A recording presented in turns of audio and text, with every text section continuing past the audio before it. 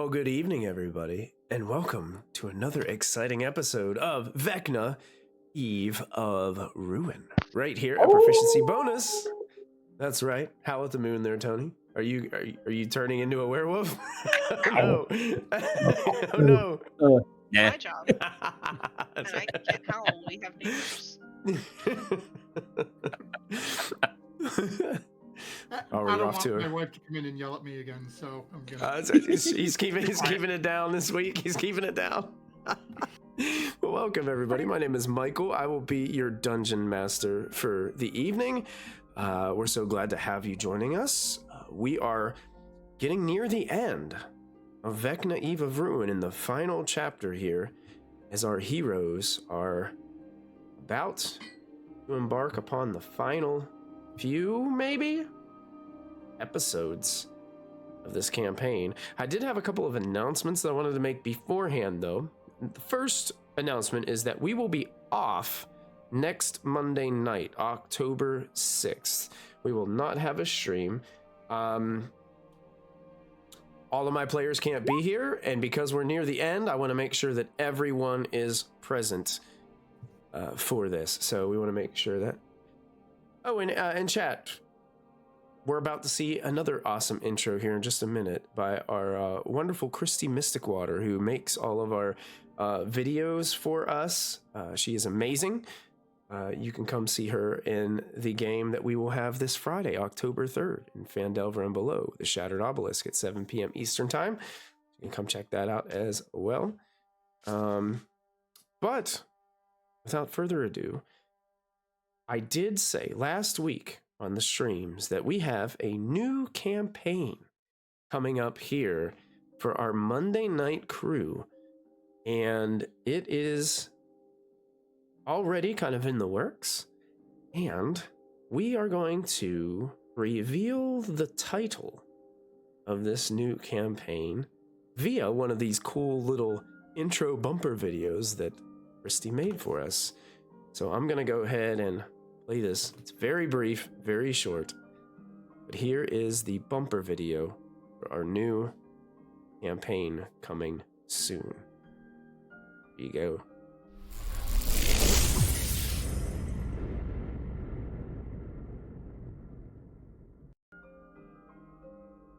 Yay! I'm so excited. Oh yeah. So thank you again, Kristy, for putting that together for us with our logo and the cool shattered effect. We're looking forward to Chronicles of the Shattered, which will be starting here very soon once we wrap up this Vecna, Eve of Ruin campaign. I think that's toss this out there. Oh yeah, sure. Technically, that was a secret that we just shouted out to the worlds. We all have advantage on our next rolls for the next minute, right? We are not in game yet. No, we are. That I was have all a wig beyond on. the fourth I wall. have a wig on, Michael. It counts. The wig is on. They are trying so desperately. We need it. So I will shout this out too. We do have a lot of if you have a lot of Probo chips saved up, you can see the bar at the top of our channel here that we got going on, that we have ways that you can help the adventurers by cashing in some of those Probo chips for watching, for following, for subscribing, all those cool things. So if you want to help them out, right, there's the means, the way that you can do it. And also this way, if you look a little bit farther down there, you see a special one that says DM rerules. Yeah, don't worry about that one. That one's fine. Don't worry. That one doesn't work. I will That one's gladly already accept double those digits. donations La, as la, well. la, la. Don't listen to this part. La, la, la, la. Let's be honest. If you've watched the stream before, you've seen how impossible it is for him to hit Forrest. He has stopped trying. Him out. But if we get him enough rerolls, eventually he's gonna hit you. I feel like tonight's the night that Forrest is the target. I'm just saying, it's with cost. I'm a little scared for you, and also like, haha. We could just break the combat again. Want to fight Vecna right now? we shall see. But anyway, we're gonna go ahead and dive back in to our episode, and I'm gonna take our Twitch friends over to the map where you guys have stopped in front of a doorway here within this broken castle, and you guys were able to sneak into this hallway area, passing these creepy statues of Vecna in this hallway. Each one of them kind of giving you the sense that it was watching you or moving, even though it doesn't appear to be so. Forrest, you've made your way up to this door that leads to the north. What are you guys doing?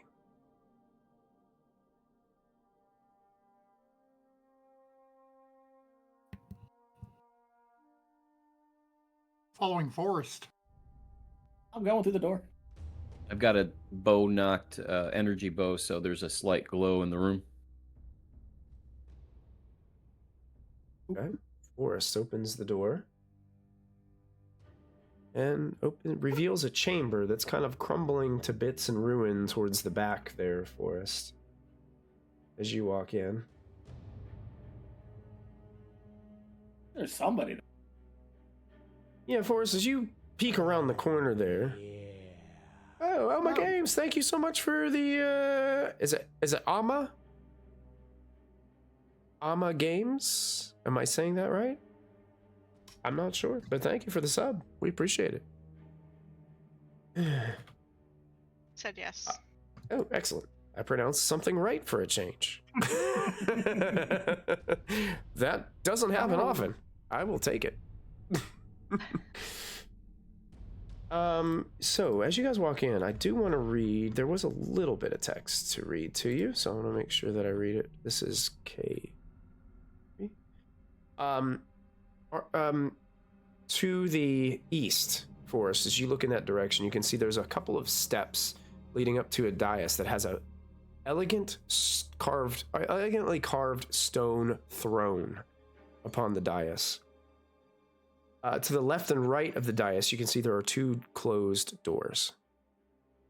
In the chair, in the throne, sits an armored knight with red, glowing eyes. And his arms are just on the armrests of the throne, and he's just comfortably relaxing, sitting back, not really reacting to you other than you can feel these red eyes kind of staring at you. You can see that the armor of this knight is intricately etched all over.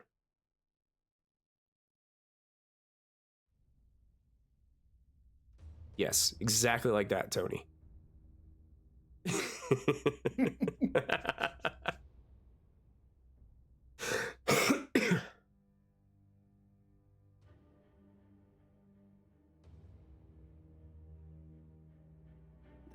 I'm gonna walk a little bit further into the room. Is he just kind of like staring at me? He's not doing nothing.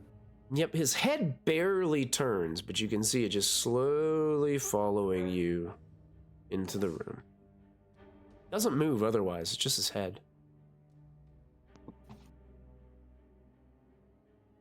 Ugh, creepy. Orcon kind of creeps around the corner a little bit, sees the same thing, and then Orcon, you can see the head just goes towards you, and you feel the red eyes stare at you for a moment. Unless you're invisible for some reason. Not at the moment. Wrong character. I gotcha. Look over first now. Friend of yours? Can't say I've ever seen them. Well, we are in your mental I had a landscape. vision of this in a dream. That's like saying you knew everything that was going to happen in the astral. The giant mouth that swallowed us? Why, yes, I was aware of that, thank you. And you were aware of what was inside of it the whole time? But of course. Make a deception check. 23? That's a horrible roll for me. Worst. Oh, you could have warned us about it then. I Very really nice. didn't need to. You could have done the same. When my dream cast was the only one here. That's clearly not Well, him. Maybe He's not responding to us having this argument right in front of him. Basically, when you talk, Forrest, the red eyes look at you. When Orkon starts talking back, his head turns over to Orkon. He's just looking back and forth through the conversation.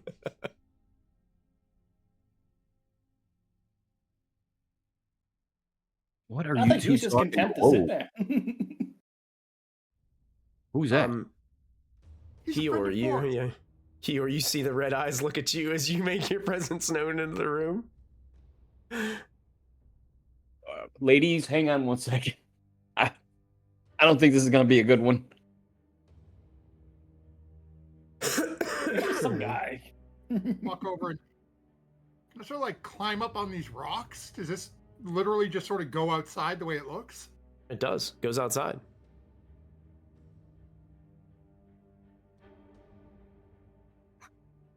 Oh, yeah. Forrest, as you take a Forrest. couple steps closer, the eyes train on you. But it doesn't, it just sits there. Arms in on the rests, feet flat on the ground. But as you get closer, Forrest, you notice two things. First thing is those symbols etched over and over again into the armor of this knight are symbols of Vecna. They are interchanging, like it's almost like printed pajamas. How they go like into different spots, all the negative space is filled as the symbols of Vecna are moved into different spots. You can see the hand with the eye carved and etched elegantly into this thing. It's completely covered in them. And the steps of the dais, on the flat part, the facing part of the step that's towards you guys, there's words etched into the stone that go from the left side of the step all the way over to the right, all in different languages. Like there's a word that looks like it's in Elvish, and then there's a word that's in Dwarvish, and there's a word that's in, like, there's so many intricate languages listed here. In the center, you can see the word in common. Loyalty.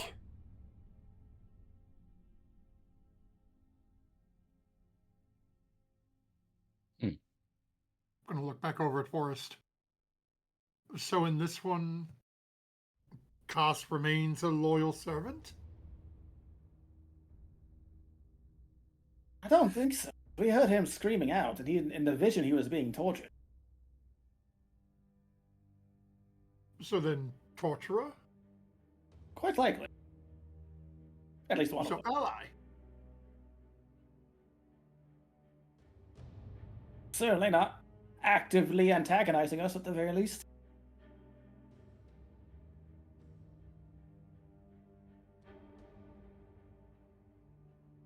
Orkon's going to look over at the person on the throne.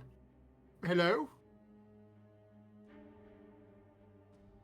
Just stares back, doesn't say a thing, doesn't move.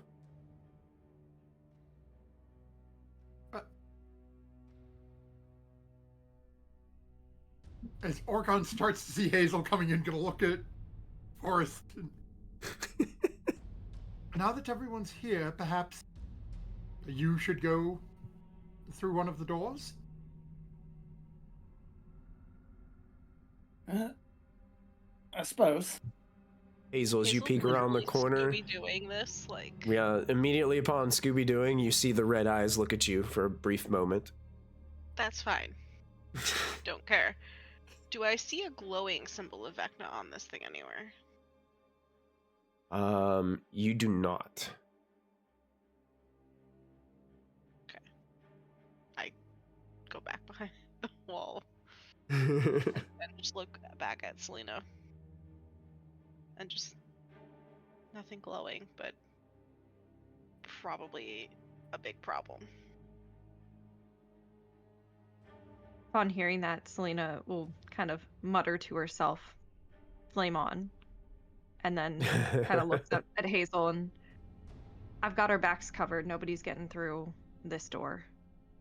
Keep me updated on what you see from Forrest and the others. Hazel just nods and does the Scooby-Doo again to watch, because I can do just as much from back here as I can up there. So, I'm just watching for a moment. Does he respond to me coming up to this door at all? Does not. He turns his head and watches you, but he doesn't move. Gonna take a look at what's in here. Okay. You go ahead and open the door. And peeking through, you can see the unmistakable form of Cass sits hunched in this dank stone room.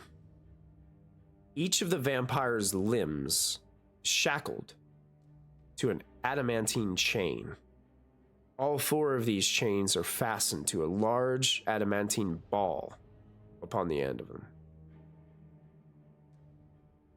Cass's attention seems to be focused on the tattered tapestries and ruined fixtures adorning the chamber's crumbling walls. Slung on his back, though, you notice a magnificent sword. It looks very, very familiar to you. And there's a strange purple glow coming from behind its hilt.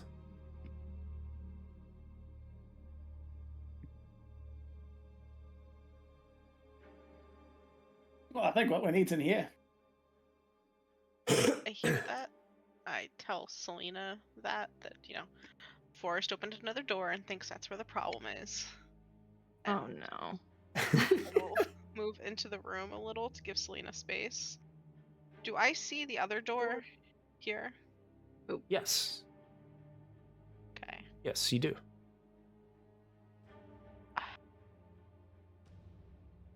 And all I see is the broken wall and the 2 doors, and that's it.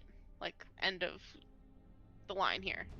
Broken wall, dais, 2 doors, strange knight carved with Vecna symbols sitting on throne, staring at each of you as you walk closer. I look at Orcon and wait, hold on. Now he's staring at Orcon, who has walked within 5 feet of the throne and is just standing there on the steps.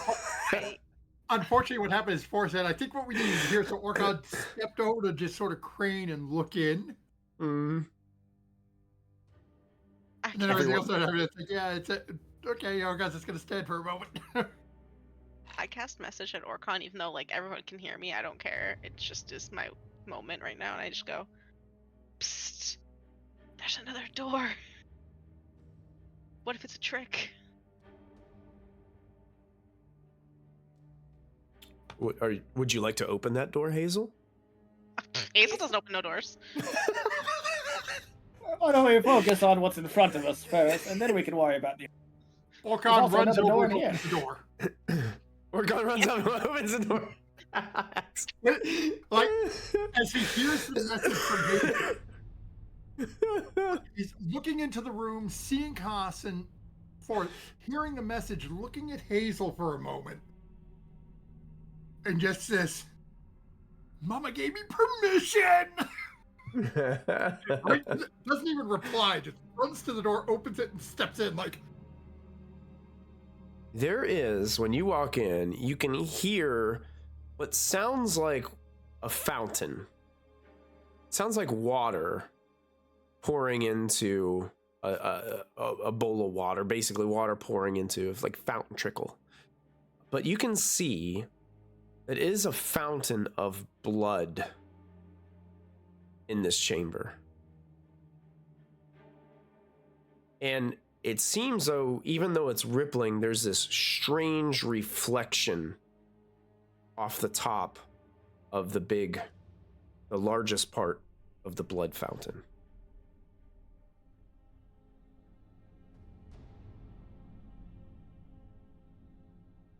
Look back, and if I can reply to the message at this point, because I know I ran into things great. If not, I'll just cast message back to Hazel anyway. Doesn't appear it was a trap. There's just a fountain of bubbling blood in here. But there's another door that leads north, which I believe... Oh, it's open, and yes, Cass is in Nope, here. nope. Oh. He goes to open the other door, and Hazel's like, nope, no, I said one door, one door. It was already open. Fine. He didn't Already open. open, yeah. I'll move up so that I'm like right near the bottom step, so I could kind of see Orcon and can kind of see Forest. This thing's not? Who's this thing looking at right now? What is this thing looking at right now? It watched the first two kind of walk by it, and now it's trained on you, Hazel.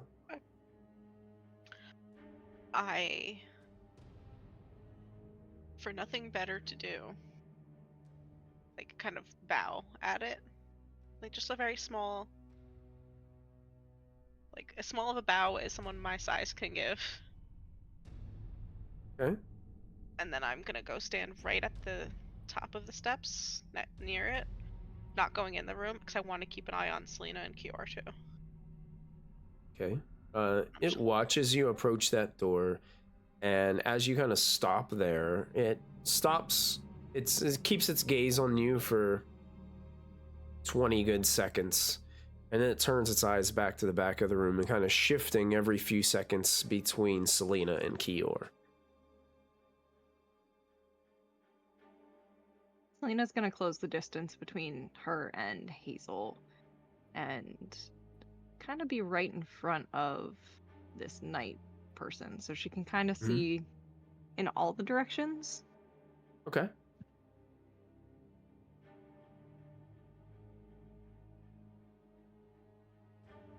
Does Cass notice that I've stepped into the room at all? He's kind of looking down, and his hair's kind of like wet and curly, like down around his head. He hasn't really addressed you at this point yet.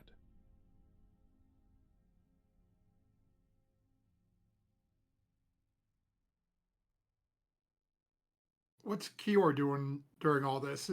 Like, Orcon's coming back down to meet up with Hazel at the door. What's Kior doing?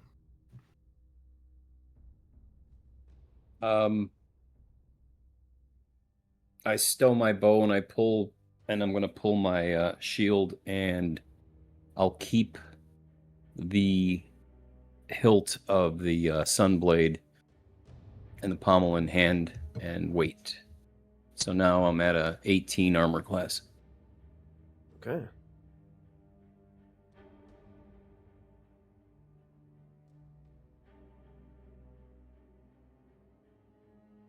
I'm gonna look at I'm Hazel. just watching We them just- to make sure that nothing, if anything happens, I will react. We're gonna look at Hazel. Do we just let Forrest deal with it then? I don't think he can. I'm at least need you with the rod piece for part of it, or the rod for part of it. Don't you need my magic at this point? Either one. One of you two. I can't do it myself. But shall we trade? You help him, and I'll stay out with the others. Okay.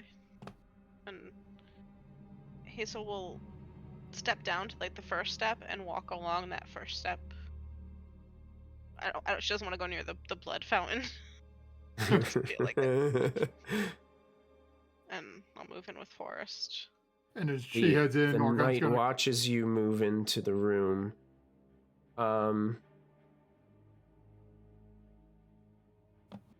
Orcon, as you step out of that room, you notice the knight quickly shifts his head towards you.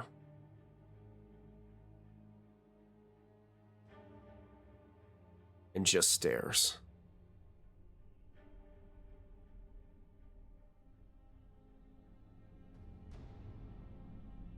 Gonna Perception immediately check.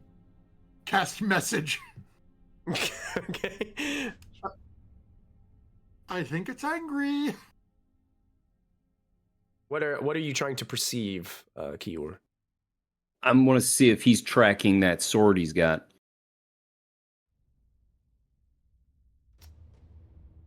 If he's keyed into the sword or if he's keyed into him.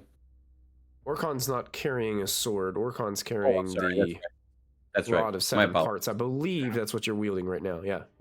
Correct. Then that. Sorry, I Okay. was thinking the sword. Yeah, you can. Hey, Victoria, thanks for the bits. We appreciate that.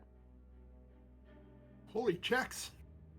You don't think it has anything to do with the weapon that he's holding?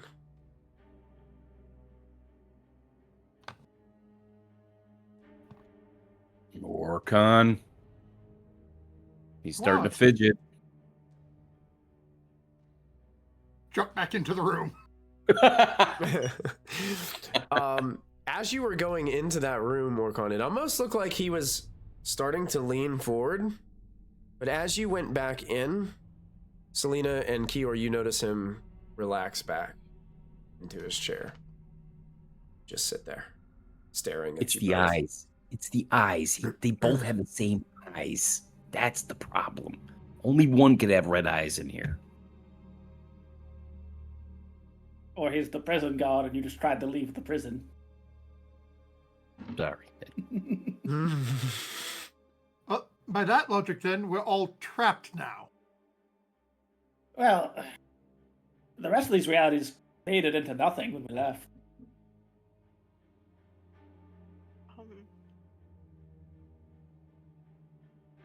Hazel moves up next to Forrest and Kaz. Does he react at all to two of us near him? Yeah, whenever you guys started stepping closer, you start to hear him say, without even picking up his head towards you, "You know, you have all of eternity for this. Keep enjoying it."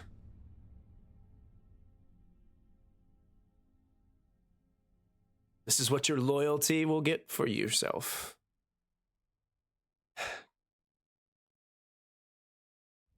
You'll always be under his thumb. Is Cass saying this or the knight? Cass is saying Cass, this. okay. The knight doesn't speak. Okay. Eternity will never come if we have anything to say about it. As you speak, he immediately looks up towards you, thinking you were someone else.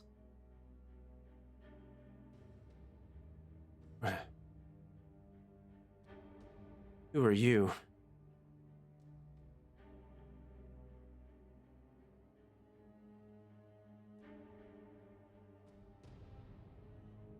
I look at Forrest. I have no idea how to answer this man.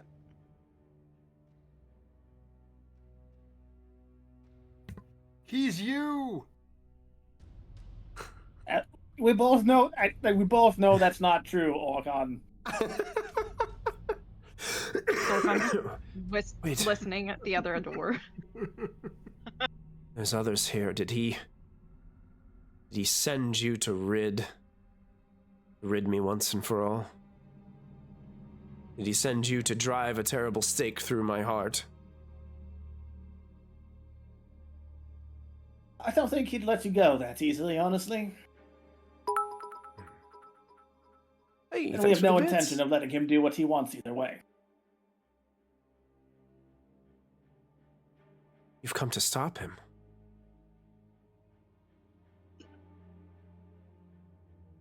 Yes. Though this reality you've found yourself in is kind of blocking our way.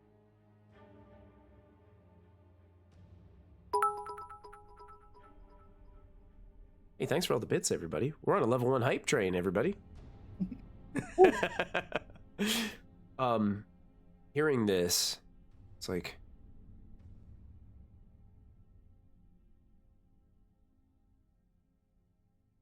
He kind of looks up and you notice that he kind of pauses for a second. Wait a minute. What is that? You can see him kind of looking towards the sheathed blade that you're holding. It's what you think it's the real one, anyway. You mean the real one? There is only one. And yet here I stand with it. Oh, yeah. Oh my goodness. Victoria just dropped 5 gifted subs.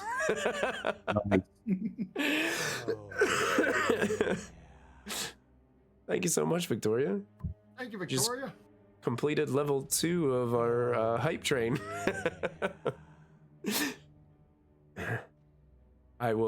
I'll pause while the oh yeahs are happening as we got this little bit of a dramatic NPC sequence going on right now. Oh no! Oh, might be a little bit longer. Might be a little bit longer.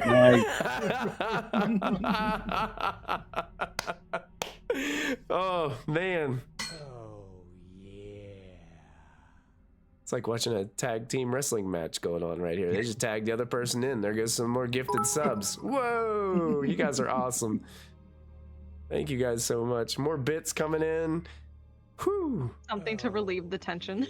That's right. Yeah, it's like we got this tension moment. We've got all our oh yeahs going on in chat. It's awesome. Thank you guys.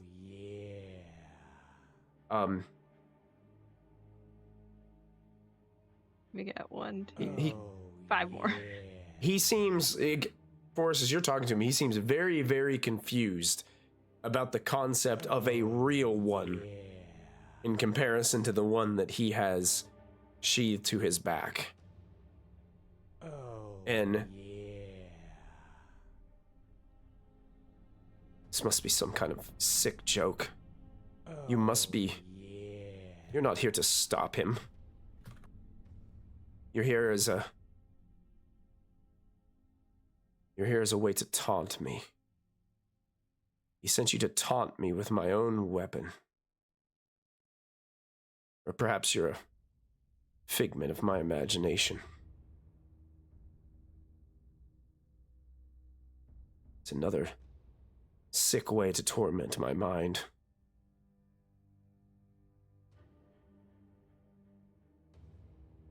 You won't remember, but we have met. I've never seen you before. You sent me and my friends on several adventures to collect the Rod of 7 Parts.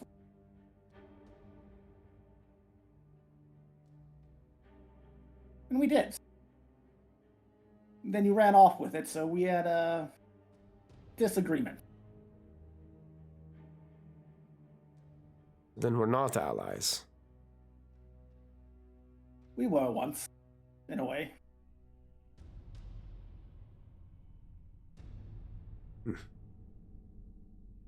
So tell me, Sir Knight, what is it do I need to do? Get out of your way. Since it appears that I am blocking your path forward. Vecna has tied this altered reality to your sword that you carry on your back.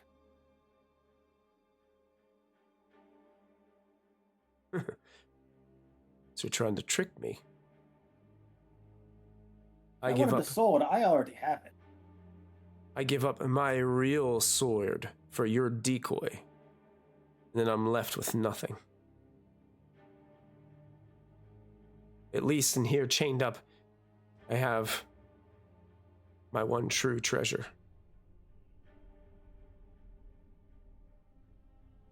One day I'll get out of here.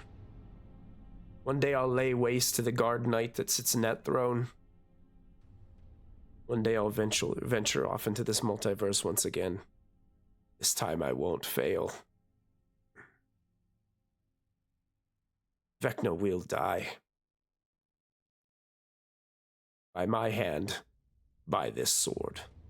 And he can reach back and grab it, and he kind of unsheathes it, even though the chains are kind of like dangling from his arms. And he's holding onto it, and you can see that glowing symbol of Vecna right there.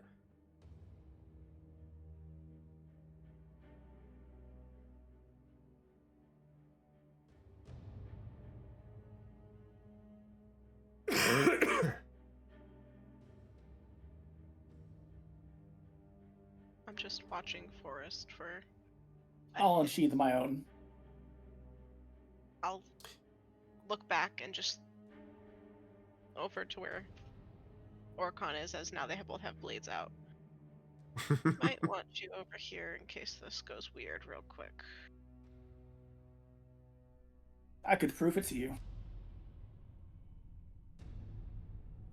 Orcon's gonna come join where Hazel's calling while this is happening.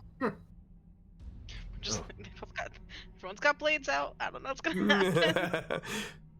Can Selena and Kior hear the conversation enough to know that something might be happening?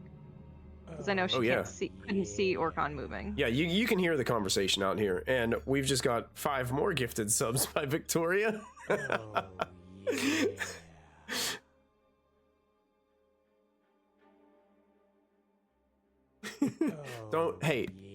Victoria, you are perfectly fine. Don't worry about derailing the game. We're perfectly fine. We derail ourselves enough. Most times it's us derailing the game. It's not you guys.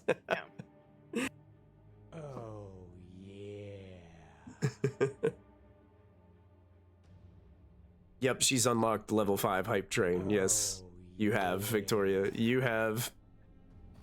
I think level 5 might be. I don't know. Can you get to a level 6? I don't know. Well, it says we're 65% of the way to something.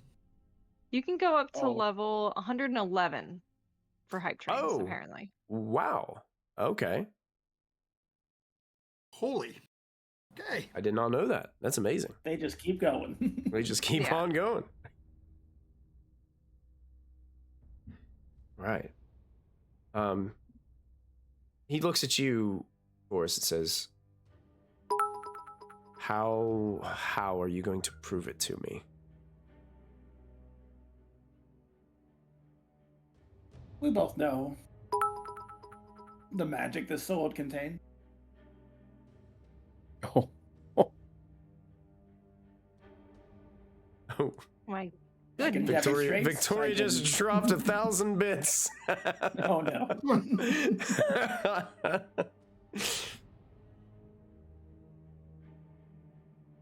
Selena would go through that other door where Orcon had gone through and come up behind the rest of them. Yeah, the night watches you pass and go through the doorway, and then after you pass, just looks towards Kior. Orcon is turning back to look at Selena. Great, now you're trapped in here as well. At least now I can see what's going on. Yeah, it was rather boring, wasn't it? Try anxiety producing. I didn't know what was going on with you guys. I was being stared at by that creepy skeleton thing.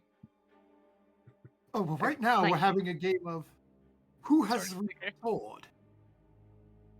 They both do. There's 2 of them. I whisper to the knight, "What's your first general order?" Just stares at you, doesn't respond.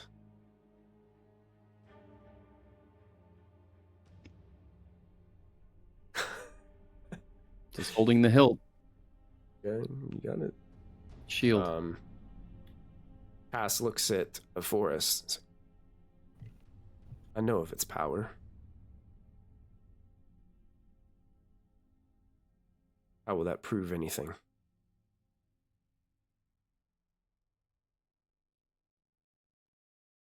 Yeah. I mean, if you're so convinced it's an illusion, suppose it wouldn't. But I do swear on my oath that we are here to stop Vecna.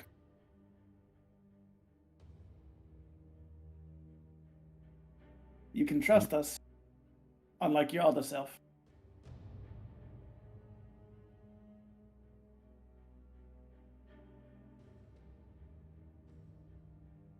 Hazel, Orcon, Selena, what are you guys doing?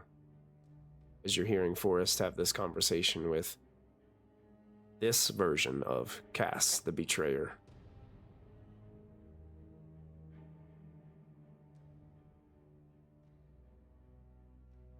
Selena's just alternating between watching them and poking her head back through the other door to make sure nobody's coming up that way.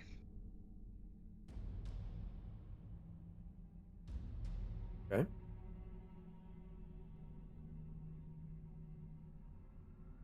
Orcon. No, good. Orcon go, because Hazel's still not sure what the heck she's gonna say. Yeah, that's it. Orcon's pretty much in the same spot.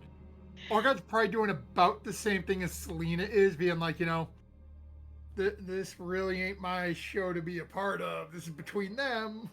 Come on, Forrest, figure it out. So just sort of come back here and, again, we'll sort of toe the line, pop out the door, check on Kior. What I noticed the Death Knight start getting up minute and you look pop at out me. the door, that knight just its head snaps towards you and is glaring at you as you come out Just of so that that- door. Pop in and out. Yeah, you go back Beggar in and does taunt him. his head slowly goes back to Kior, then you pop back again and it snaps back and then slowly back to Give him Kior. a twisted neck. We're gonna- Gonna give him whiplash. Maybe you'll twist it so hard it'll fall right off, and hey. Hey, problem solved.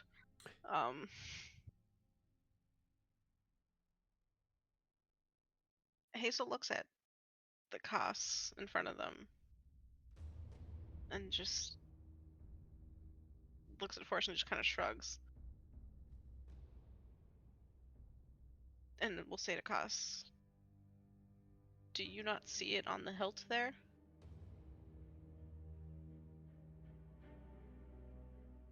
And I'll point at his sword. You point in the direction where you can see this glow. He looks down at it.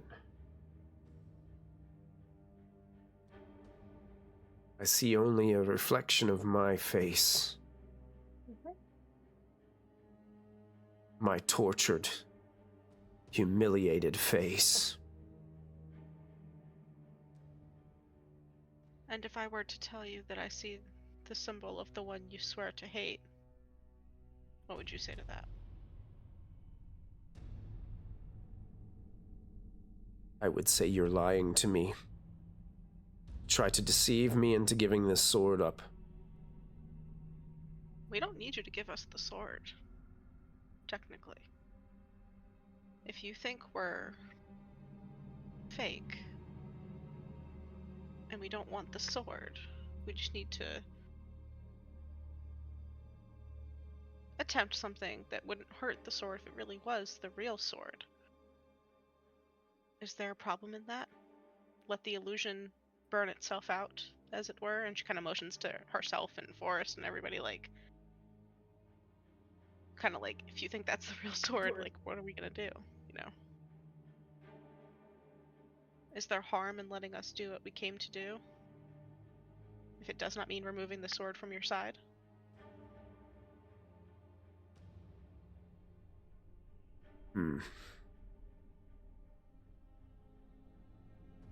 I'm gonna allow for Forrest. I need you to make a persuasion check for me. I'm gonna keep it as a normal roll.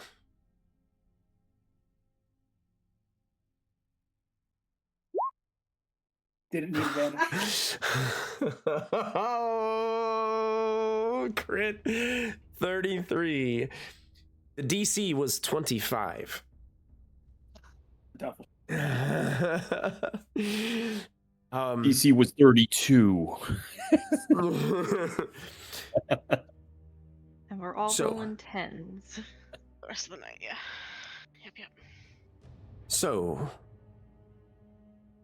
if I give you this blade, You don't even need to hand it to us. Just, We do need to at least lay hand. we need to point a thing at it, and he has to just angle it so it touches the thing. He doesn't have to let go of it. We don't even have to touch it. and if I hold it out, then what happens? You all vanish. This From is your all just perspective? one sick joke. Probably. Unfortunately. Well, either that, No, or it's- we're telling the truth, and all of this false reality vanishes. Forrest,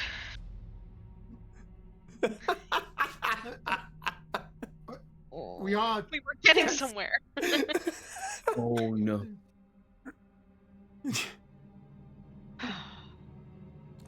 Hazel just looks at Koss and just goes, you think we're fake, we think you're fake. Either way, know- we're gonna disappear from each other.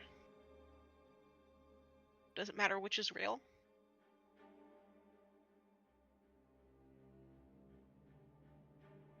Well, I will say this. It seems no matter which reality is true, in either case, Vecna must die. Well, that we can agree. Let's just see if you can get to him first. And he smiles and holds out the blade just like this. Do what you will. I look over at Orcon and just kind of shrug and motion between us. I'm gonna look and point the staff and burn a charge. With that blast of energy, you hear the chains rattle. You see Cass get slammed back away into the wall. And as he does, the brick starts to cave in kind of all around as the whole castle complex starts to implode and fall in on itself. You guys see these bricks that are coming down towards you. By instinct, just kind of pull up your hands and arms to try to just ease the blow, but there's no impact. Nothing ever strikes you. The Death Knight's eyes vanish into smoke, and his armor begins to melt away like liquid metal flowing down the throne. And that liquid metal seems to start running over the steps and into the word loyalty as it runs down.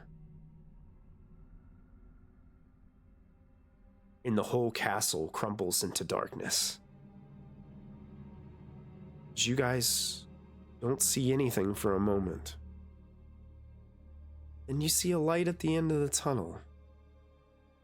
And you feel the hard ground beneath your feet. And you hear this loud, shattering sound from in front of you. And you can hear what sounds like shards of crystal reflecting and bouncing off of obsidian walls, shattering into even more pieces as shrapnel appears to be flung across a room not too far away from you. As you look in the distance in that light, you can see some of the crystal flying into the hallway. Pieces, very small pieces, rolling across the floor, sliding across the floor and coming to a complete stop. One of the pieces comes in and just in that light that's shining in that you can see, just spins for a moment like a top, losing its force as it slowly comes to a rest. You guys find yourselves back in that very first chamber. But the crystals are no longer there. They are crystal shrapnel lying across the floor. And there is a large pit opened in the center.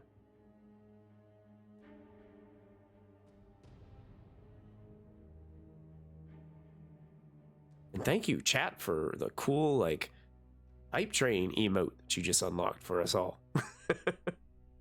And hey, Zos is here. Welcome, Zos.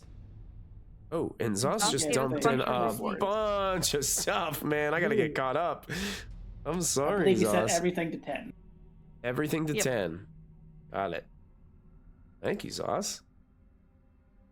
Thank you. I'll go ahead and do that while you guys are getting yourselves situated in this chamber. How is everybody looking, preparedness-wise? I mean, we took a short rest and then skipped 2 combats, so... Yeah. Well, right, so I know you and me are pretty much golden because of the short rest. I did use 1 spell, but I can do without it. I think the word is avoided. Not skipped. Avoided. I'm pretty good. My health is down a little, but I'm not like in any kind of danger zone with my temp points plus the things like the boon I took and all the things I have. So like I'm fine. Okay. Selena's good. Yeah, I think it's now or never. We just Real quick though, has it been 20? How many hours has it been since Heroes Feast? Not that long. I mean, what was it before? Like 8 or 9 that you guys said? Yeah. So probably only Something like another hour has passed.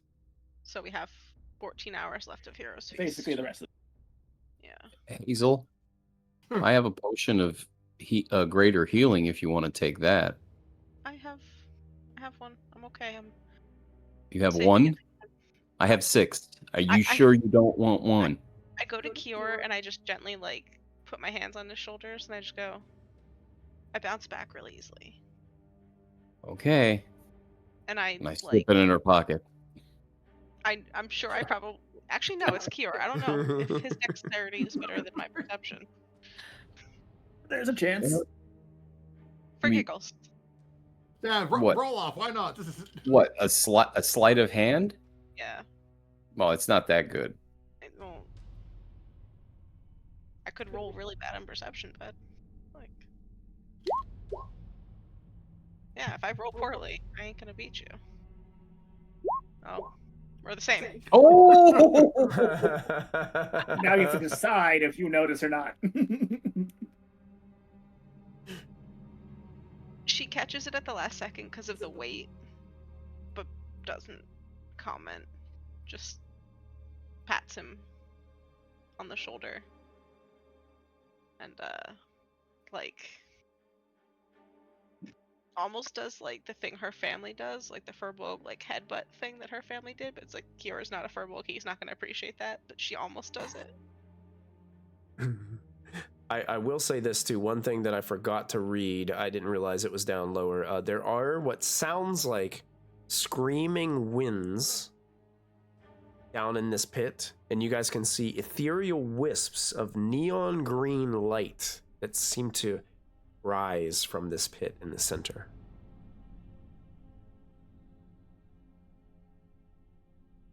The longer we wait, the worse it's gonna get. How deep is this pit? How far can you see, Forrest? Like in general, or like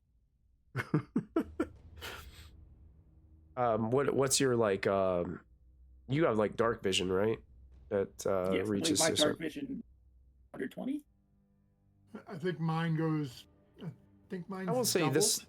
this place, the glow kind of illuminates it. It's very far down. It looks like up to could be anywhere between 400 and 500 feet deep. That's a long way down. This is quite a ways. Okay, brain. How deep? 400 feet? 500 maybe? From what you can see from here, anywhere between 400 and 500.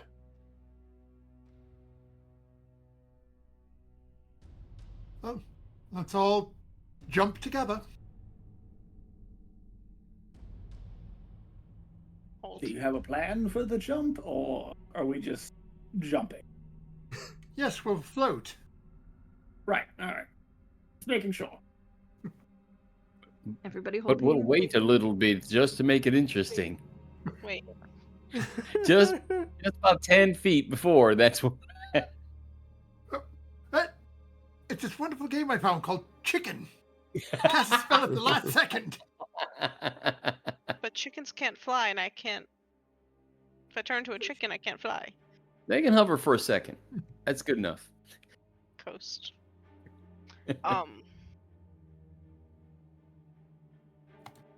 Yeah, Hazel kind of shrugs. It's like, yeah, I can turn into something on the way down if we need to. I get a free spell. Oh, I can freebie. cast it once for long rest without expending a spell slot. Free spells? Who's giving you free spells? What is this? The magic Wizard- initiate feat. What's this, Wizards of the Coast? What are you doing to my game?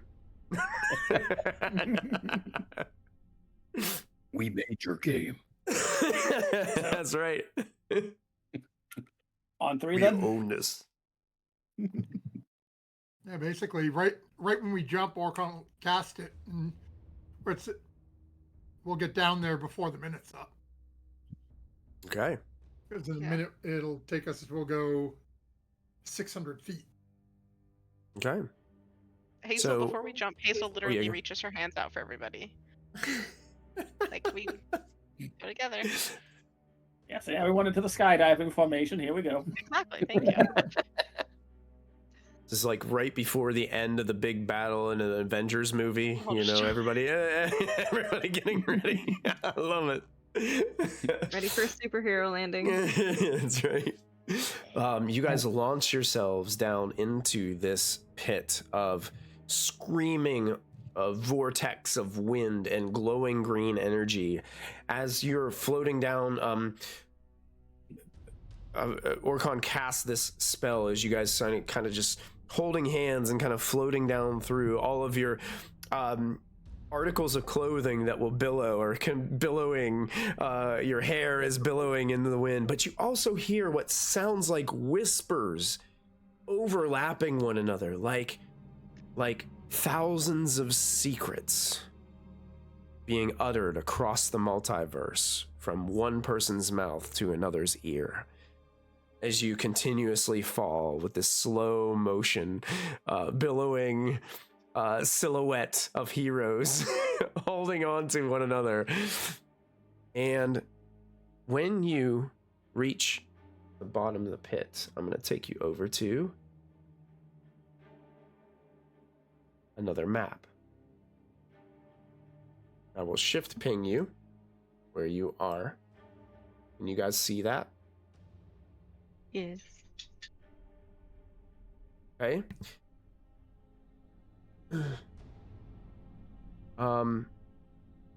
When you land here, there is a wall of what looks to be translucent purple crystal that divides this obsidian cavern in two, blocking the way toward the tunnel on the other side.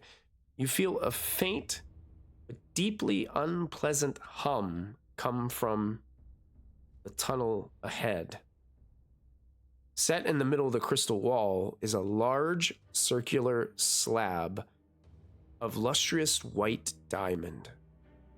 A glowing ruby is set into the diamond's center.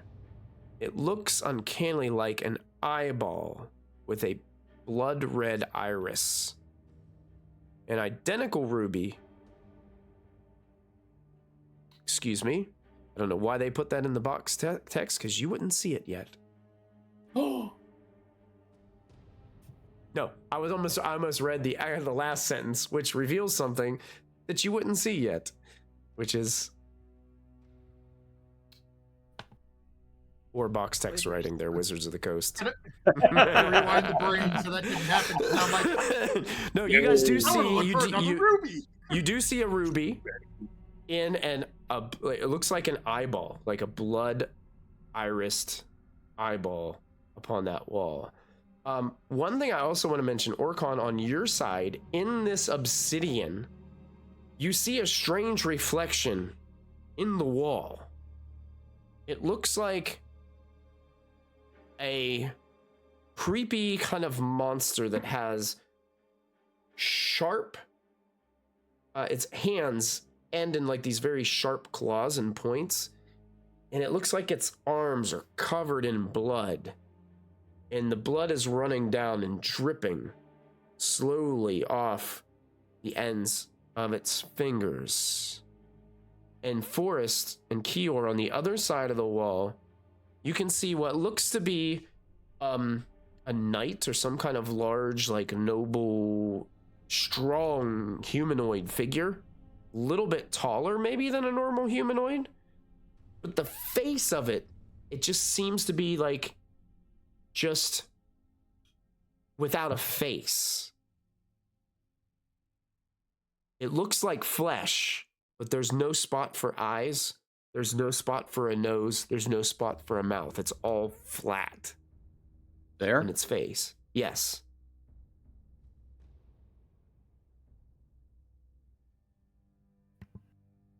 That creature you said that I saw, does it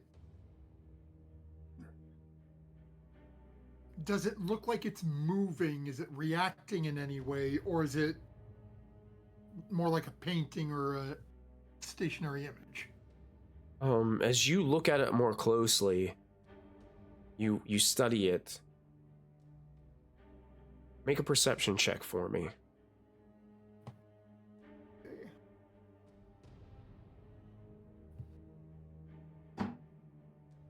Yep.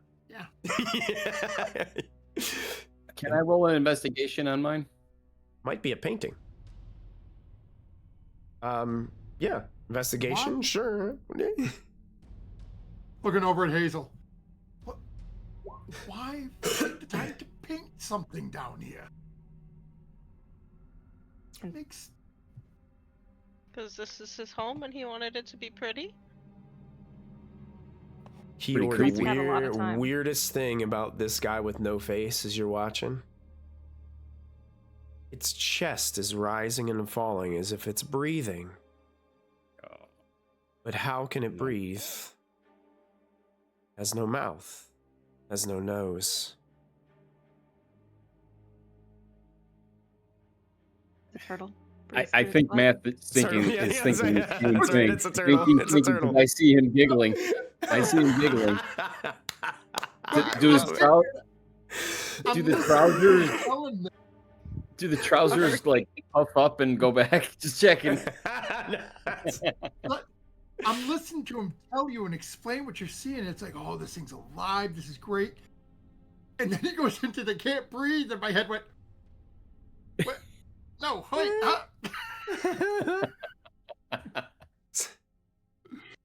It's a turtle. It's like, you got it. I love it. I love it.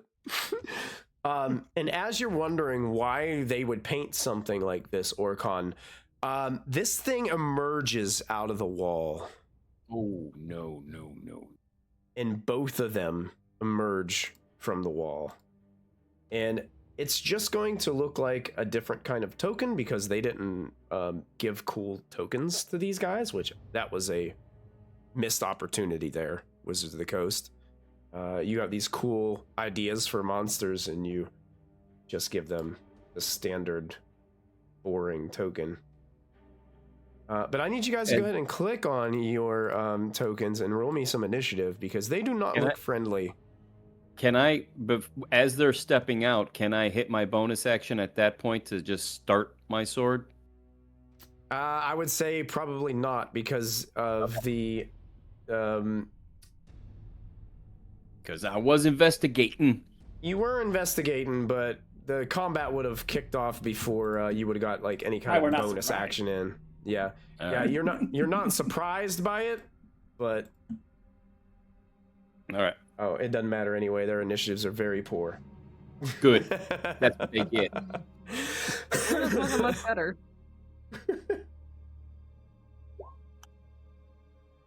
Yeah, and any of you that have to adjust Um, your initiatives, don't forget to adjust them. I believe everyone has advantage Oh, on yeah, we're supposed to have theirs advantage. because Oh, of that's the right. sword. My Not any better. thing. Do I get I'll triple? take it to bump me up one. Definitely keeping my first one.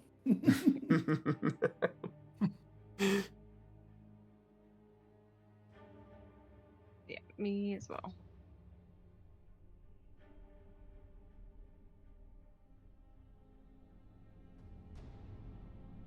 Faceless monsters.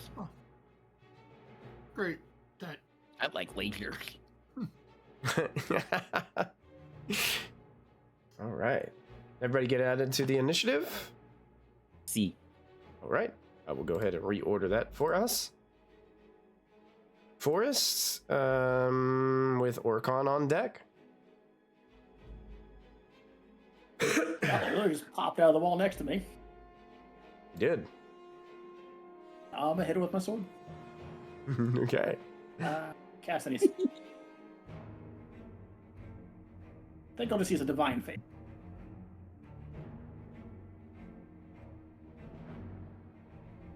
Attack. Oh, sorry. 25 to hit. Is that correct? Yes. He is going to burn his reaction to parry, which will deflect your sword's attack. Then I will use only get my one of boon those. of combat prowess to turn it into a hit again.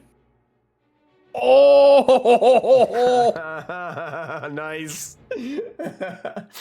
With that, you use the momentum of the reflection of the parry to just slice back around and Nice. carve into its flesh. Go for it. Roll your damage. So I see you use the Death Knight token. Is this also an undead? It is considered undead, yes. Okay.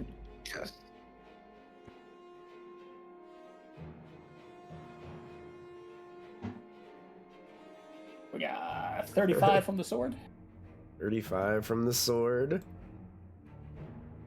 We got Life Drinker for 4 more. 4 more from Life Drinker. Favor for 9 more. 9 more from the Divine Favor. You got it. We got attacks coming.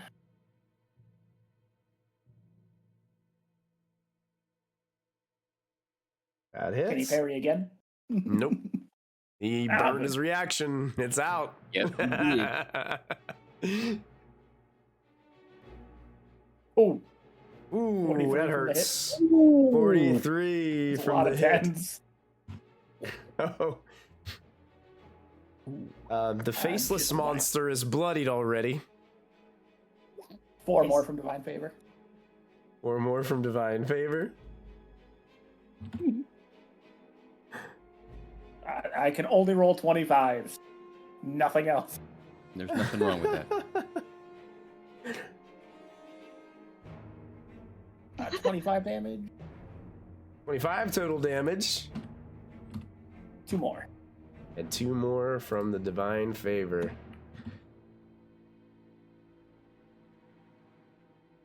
It's all 3 of my attacks, so I am done.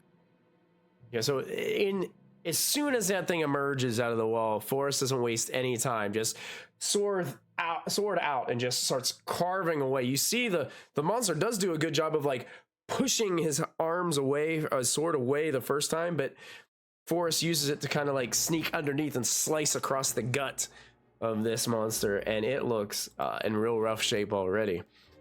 At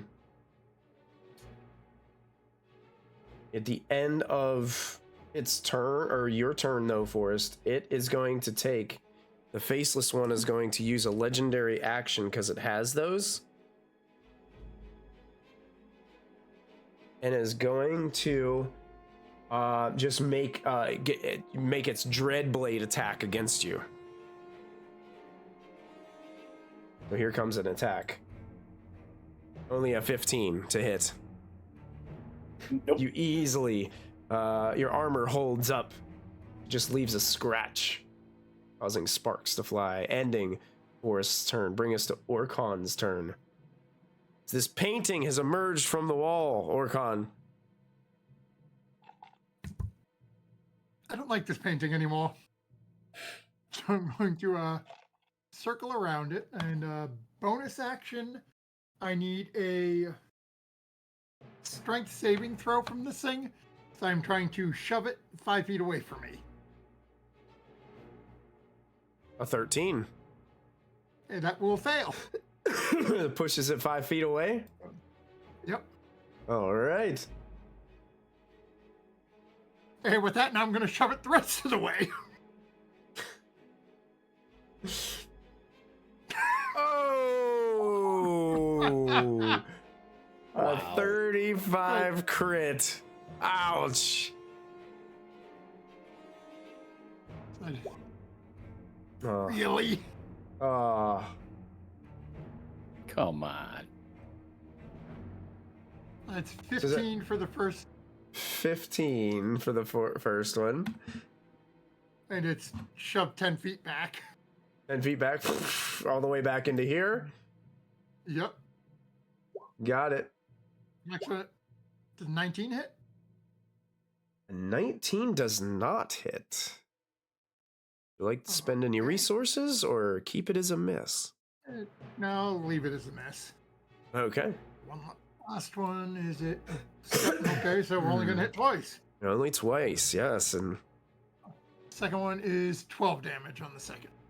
12 damage on the second as this crackling magical Eldritch Blast pushes this monster back into the corner of this other chamber.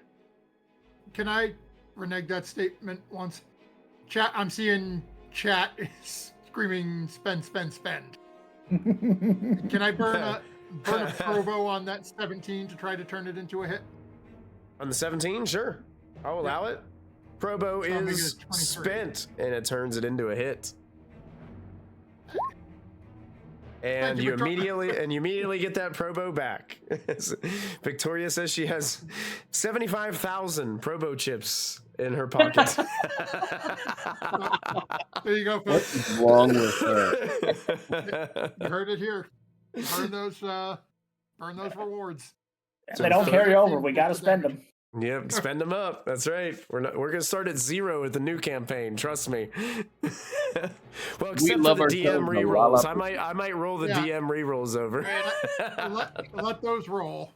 No. This is not vacation rules. No. So is that 13 damage? Yep. Excellent. All these, and you can't push it further back. It's just like slamming into this wall of crystal back here. But with each impact, you can see you're sliding it across the obsidian floor. 15, 20, 25. Yeah, I'll come back over here by Hazel. All right. That bloody monster, the bloody armed one, is going to use a legendary action because it doesn't like the fact that Orcon just did that to it.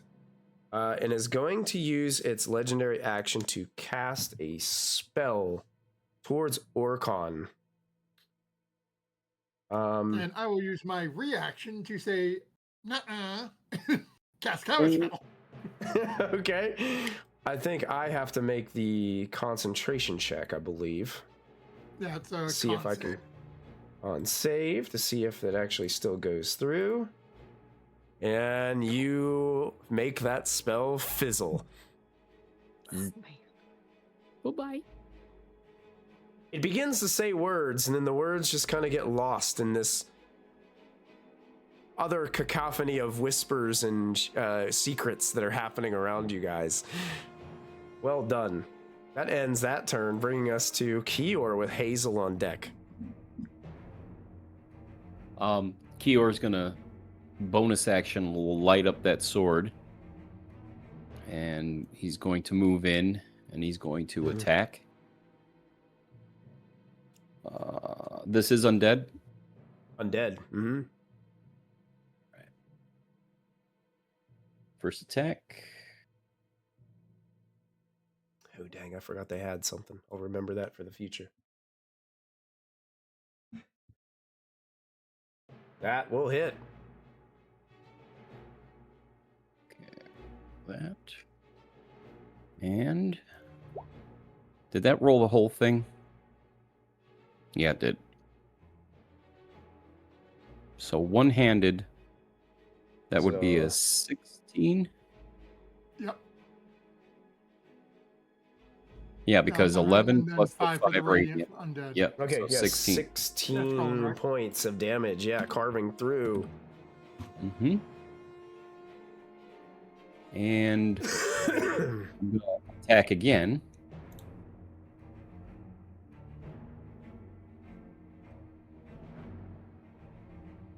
Hmm. 18 hit? 18 will not hit. Mm. I'm gonna spend some resources to turn it into one. Probo. Probo? Probo does turn it into a hit. So you can roll roll that damage for that. Oh, and there comes another proficiency bonus in from Victoria, keeping us on. Hey, like, don't even bother changing it. She's got us. That's right. I'm gonna. I can feel the la Big Mac power coming through, surging. Go ahead and you can. Oh wow! Look at that. 19 damage on that hit. Firing through. That monster's looking rough, but it's still in the fight. Then I'm gonna teleport 10 feet because I can do that. And then I'm gonna attack this guy, take one step forward and attack this guy for my third. Can you do me a favor? Read to me the details about your teleporting I can't ability. do that. You're right. I can't do that. I can't. I just thought about that. Sorry. Back. I can't do it. It's got to be 3 different characters. I forgot about that. Oh yeah, you can bounce between 3 different, but you can't do 2. in Yeah, one. I can't do 2. Gotcha. I could. I mean, I could just teleport Forest. here. Well, That would put me in a bad. I need you to read me the details of that. Does it say you magically teleport? Oh yes. Okay. Hang on one second. I just need to know the exact wording. It's not bad. Let me check here real quick. Let me go to the features. Okay, so it's called Distance Strike. When you take the attack action, you can teleport up to 10 feet before each attack to an unoccupied space you can see. If you attack at least 2 different creatures with that action, you can make 1 additional attack with it against a third creature. It does not say it's magical. It is under features and traits. Okay, I will allow it then. But I'm just gonna stay there. There's no Okay. point in getting fancy. Okay. Cool. And that will end your turn? That will end my turn. So this faceless foe is going to spend a second a legendary action at the end of Kior's turn. And it looks towards you, Kior, and is going to force you to make a Constitution saving throw. Okay. Give me 1 second. I just want to take a look at my shield here real quick because I think that's only for wisdom. Let me make sure. Yeah, so that's only wisdom. Okay, Constitution.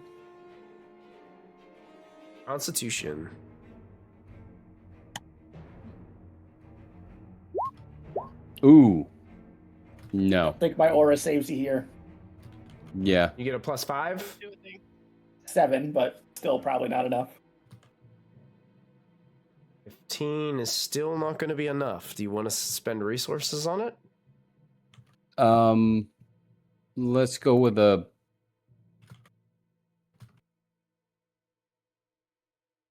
Oh man, I hate to do this, but an 8-sided, I would think, probably would do it. Want to do an 8-sided? What do you think, everybody? Chat. What do you think? Fine Chat's having a discussion on teleportation being magical or not. Yep, I hate it, but it's in the verbiage. So I got to rule it that way. Okay, so I'll take back saying an 8 8 or a 10. See, I'm going with the 10. Oh, with a 10? All right. Cashing in a 10.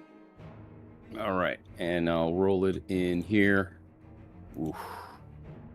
Ready?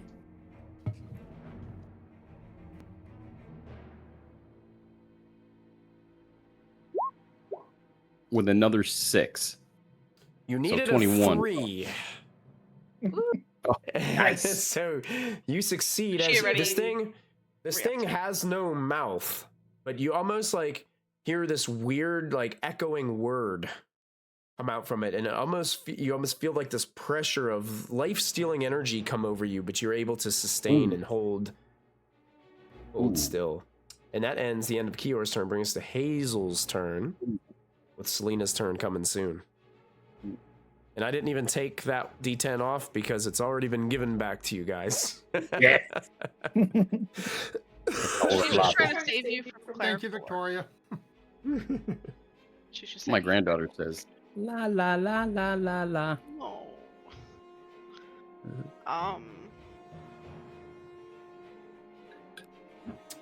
Hazel Oh, this just is a soul sucker. Help out. Hazel moves so she's in line with the bloody monster. And I'm gonna cast Starry Wisp at it. Because Ooh. I don't like the way it's looking at us. Okay. Sorry, Wisp coming to 20 hit? 20 just hits. Yes. For 20 Ooh, damage. radiant. 20 radiant damage. It's the Wisp strike the target. And I just look at it and wave. Okay. That's my That turn. end your turn? Okay. Yeah, I don't know what else is coming because I don't want to spend a lot of power here. Okay, let me see something really quick. 5, 10. No, won't be able to get to you. It's going to use a legendary action. Oh, never mind. It's not going to be able to do that.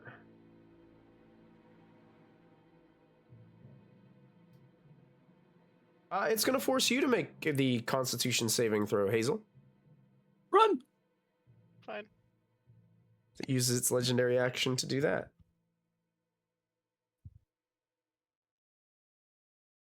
23.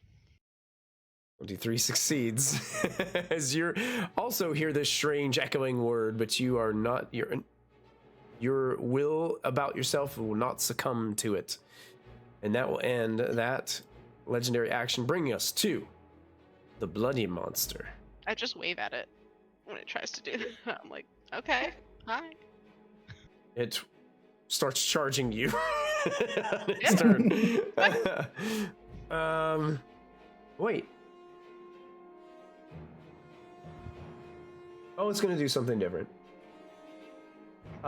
It just shifts over a little bit and holds out one of these bloody arms like this, and all of a sudden it starts to spark, like sparks start to flash in its hand, as all of a sudden this fiery orb seems to start swirling in its hand with an orange glow. And it takes its arm and it whips it back and it throws it as it flies across into the center of the room and explodes into a 20-foot radius, which will hit everything. Question. Is this a spell? It is not a spell. Got it. My apologies. Had to check. This is a special ability they have called Hellfire Orb. Cute. I need everybody to make dexterity saving throws, including his buddy, the Faceless Monster.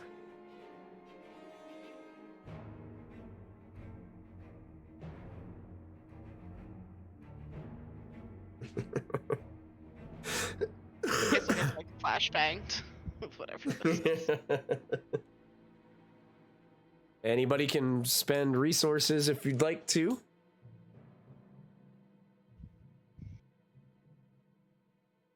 Let me know if you'd like to, and we can rule it out. Probo. Yours using a probo? You already have +7 for my aura. I don't know if you need to.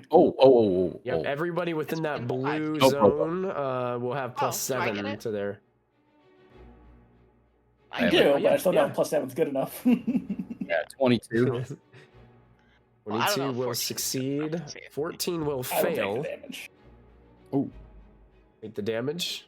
Okay. So I'm going to go ahead. Does a 20 succeed? 20 succeeds. Anybody have any questions about any of the other I'm just trying to decide if I want to take it or not. I don't know if it's going to roll both damages, but I'm going to go ahead and roll in just a minute. I'll wait till you guys decide. I'm gonna burn something and try to help. Can you first? I'm gonna use my boon of fate to add 7 to Hazel's saving throw. So That will turn into 21, which would be a success. Everyone So succeeds but me. If you succeed, you take half damage. If you failed, you take all this damage. Hellfire Orb. So the first one is you're going to take 31 total points of fire damage. Half that if you succeed. Second number is 38 points of necrotic damage. So That's it's a total 15 of to 19. 19. Half a 19. Okay. Mm-hmm. Because I am resistant to necrotic damage. So am I. As this is kind of like this is almost like an icy hot orb. It explodes with fire, and then all of a sudden it goes into this necrotic life-stealing energy as it transforms in the midst of the explosion and this swirls around. Okay. I have resistance to both damage. I resist nothing. So the first You didn't one get a was ring of necrotic resistance like the rest of us? Or everybody else? Oh, did I? Yeah. Yeah. Oh, First, so what's first half of 19? total. 9. All right, I'll add 9 back. after forgot. 19 was going to be 9. 9. Half of 19 is going to be 10. So it would just be. Half of You always 19. round down. Yeah, Yeah, 9. you round down, Yeah. so it would be 9. 10. Okay, and then so I'm resistant to necrotic. I only took half, but that brings that down to 10. Then That's right, full fire. It's Shaq. He's back there casting icy hot on these guys. I love that. then I'm going to burn my reaction to take only half of the 15, which leaves me at 7 or 8, actually 8. You're still rounding up. You want to round down. Yep. So 18 points of damage total. Okay. That will end that monster's turn, bringing us to Selena's turn. Sorry, I got lost with how much damage I was supposed to be taking because of the Ring of Necrotic. Resistance. All right, so you took 15. Resistance. Half of 19 is 9. So 24 9. total. Okay. Thank you. Mm-hmm. I got lost in all the numbers. I I keep forgetting you guys are wearing all those rings. It's one each. It's not that ridiculous. We had the money. We could have just. You guys are like Everyone rolling else was around. like that, You guys are rolling around like Mr. T 80s, from the 90s A moms. team, you know. Ah, pity the fool.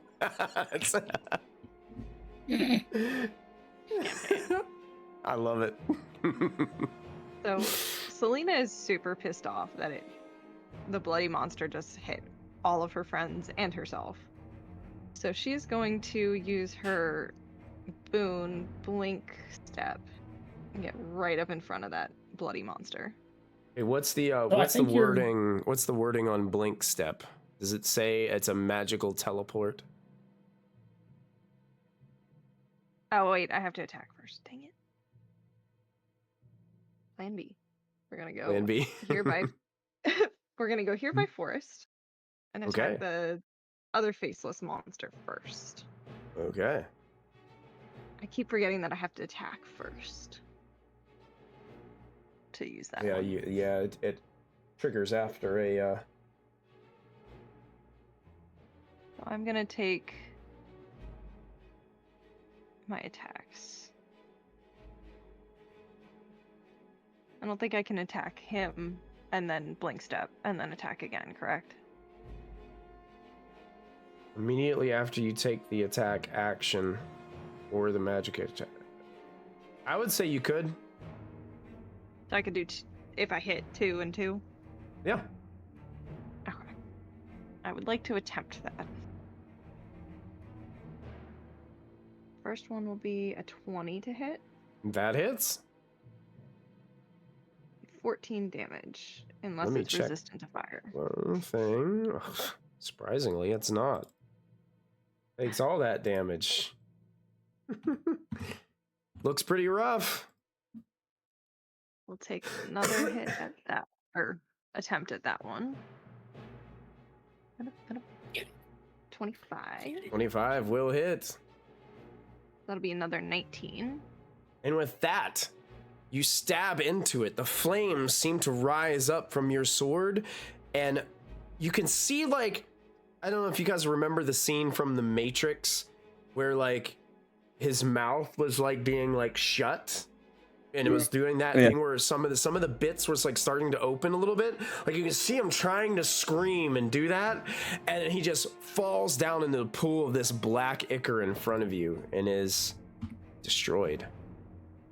Ichor. Ew, gross. And she just blink step to the other guy. Excellent. Oh, She nice. takes her attacks on him. I don't think I get advantage on that one because it's a different Oh, person. 13 is not going to hit unless you want to spend some resources. I would like to use my precision attack. Okay. Oops. So that adds an 8. That turns it into a hit. Well done.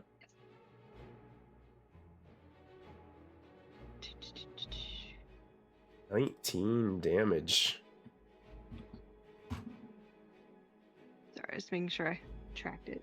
And then she will take one more hit at this guy. Be a 22 to hit. It's a successful strike. For another 13 damage as Selena begins to carve a path towards this strange diamond-eye doorway. That bloody monster looks bloodied.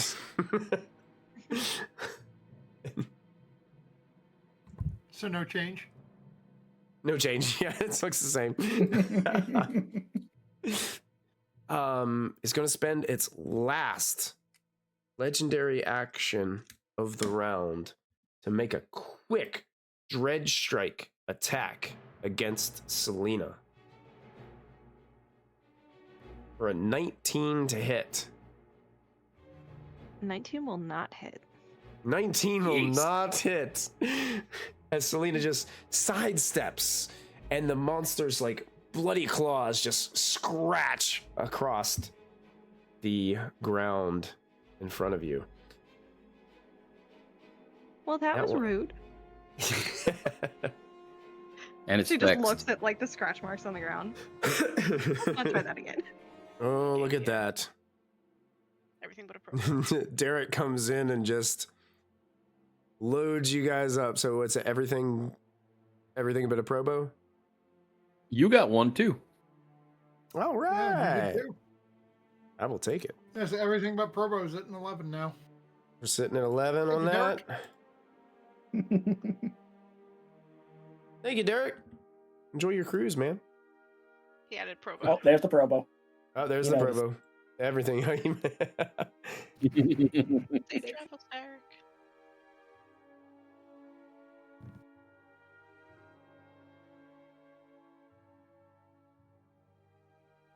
All right. So many I different almost redeems, got easy it. to miss. I wish I could figure out a way to like have that do it automatically so I don't have to add them all in all the time. But for future, there's got to be some way that I can do that. All right. Back to the top of the round. Forest. Back into combat. I know this might be surprising, but I'm going to go up and I'm going to hit him with a sword.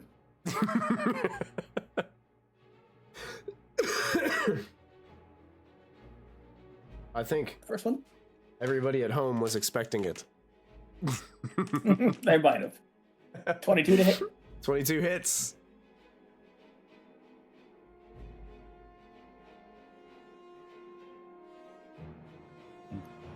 Woo! 5 to start.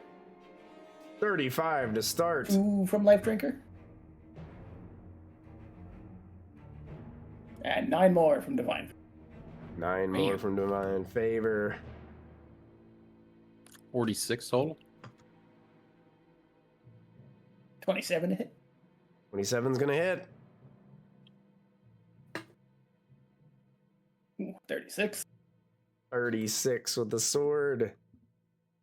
D4. 1 more from Divine Favor. 1 from Divine Favor. The bloody monster is looking very, very hurt. Got 1 more coming. 20 to hit. 20 hits. Well, hold on a second. Gonna use parry. Oh! And like last time, I'll use the Boon of Combat Prowess.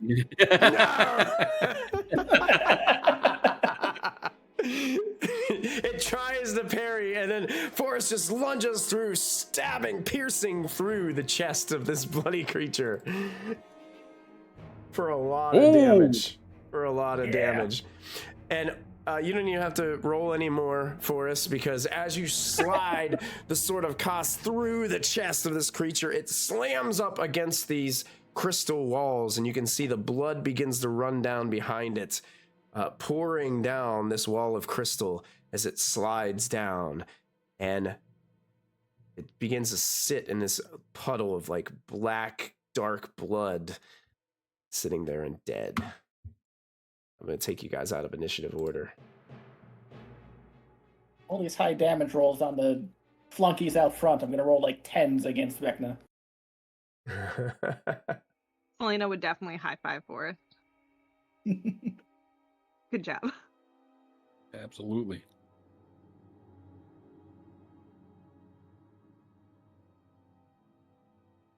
Well, So that was all fascinating. What is the story with the strange eye on the wall? Oh, I suppose it does look a bit like an eye when you put it that way. Is there is there the rest of the Vecna symbol on the wall? Like, can I see a hand shape as well? No, it just looks like an eyeball with a blood red iris.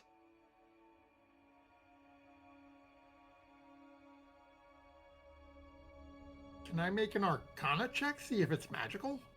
Sure.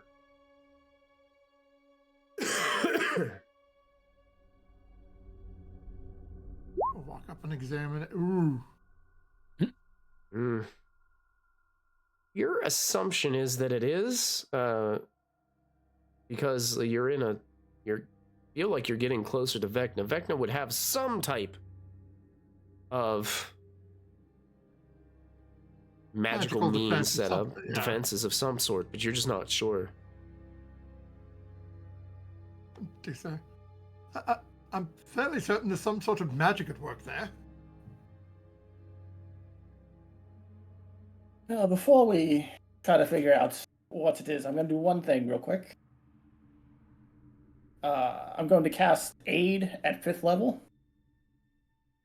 So I'm going to give Selena, Kiora, and myself an additional 20 maximum hit points and heal for 20. Oh, okay. So that's like temporary? No, it's to your maximum. They're not temporary. Oh. It only Yeah, lasts you're- for 8 hours, but they're not For the temporary. next 8 hours, you have 20 more of your maximum hit points, and you'll heal for 20. And then I'm going On to take a Top minute. of the other modified to our max? Oh, from the Hero's Feast? That's a good question. yeah, does it stack? I would say it would. I think spell effects should stack, right? It's only the temporaries that don't stack, right? As far as I know, yes, but it's up to you. I only remember it saying stuff about the temporaries not stacking. Like one will replace the other, whatever one's the biggest. I'm fine with it. Roll with it. Wait. So you said that was 20? Yeah, I can only target 3, so I did it to the 3 martial characters. Okay. Himself, Kiora, and Selena.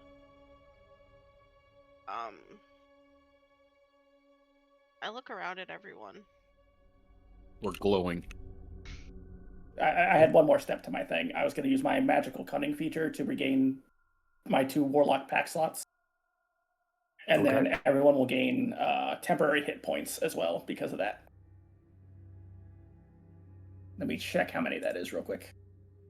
You have to see if it's more than what they already have to see if it'll. Well, we all just took damage. I don't think we have them left for the most part. Yeah. I have 1 left. Oh, okay. Me too. Okay. Good point. Let's see. Oh, that massive explosion didn't even get you guys down past your temporary. Nope. Still have So pink. I will We saved gain. and had the resistance to the necrotic. I will gain 19, Superpowers. and everyone else will gain 13. 238. Okay. Thank you So for everybody gets 13 temporary hit points. Elena's I'm actually officially in the 200s for her hit points. Good. I'm going to do something a little different. I'm going to cast Armor of Agathis on myself. Because that lasts for an hour and gives me 25. Holy. And then also And use your then- magical cunning. And then also do that. So I get my slot back.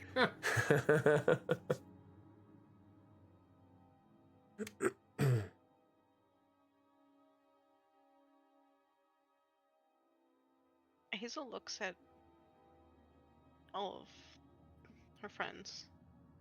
Alright, we all agree we're getting near him, right? We'll probably... It can't be that much further, yeah. So within the next 8 hours, we'll run into him, right? Like, I certainly hope so. I would assume he's probably somewhere on the other side of this door.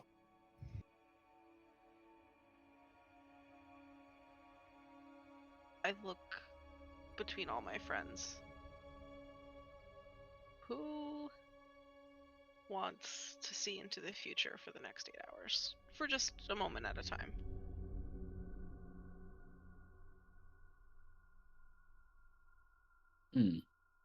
Could give you a leg up when we're fighting him, just saying.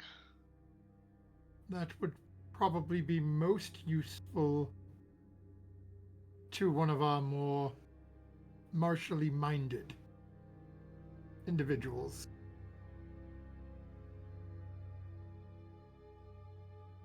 I look between the 3 of them. Yeah, Selena does attack the fast. That's true. I Could look I- at Selena. She has to be willing.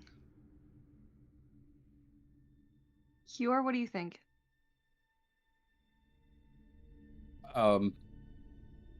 Usually when I do that little blink thing, I could feel a buzzing going on, and it's a little resistant. So, that's kind of out for me if that's the case.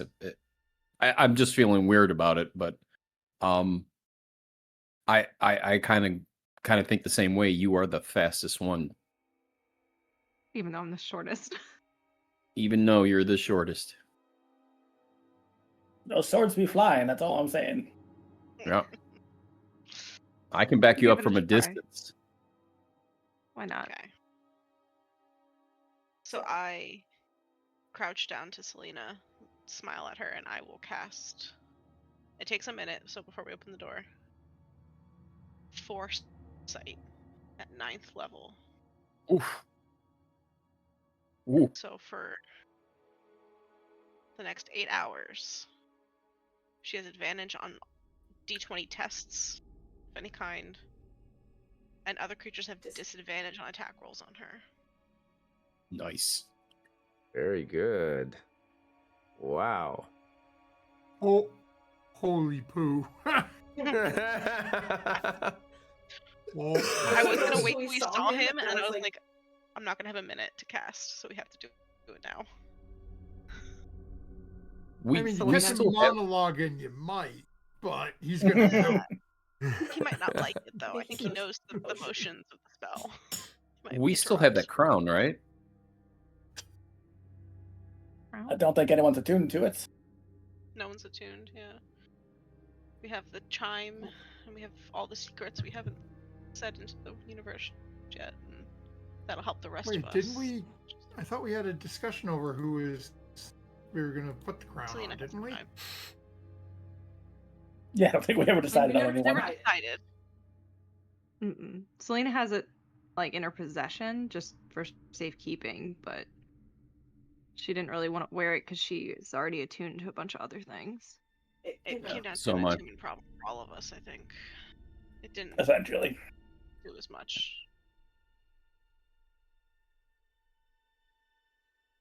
Just food for thought. Man, I should have taken it. Could have rolled in there as cause with the sword. That would have confused me at some point. I would have Yeah. gotten scared halfway through and like smacked you. Yes, wonderful. Let's stroll in with the betrayer. I wonder what will happen. I mean, he specifically betrayed Vecna. That's all I'm saying. Yeah. Betrayed the person he was working with.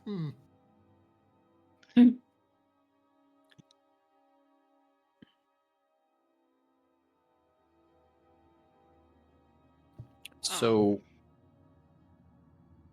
Go ahead, Kiora. it seems like the staff is going to be useful for this too. Potentially. Hopefully. Kior stands behind the wall.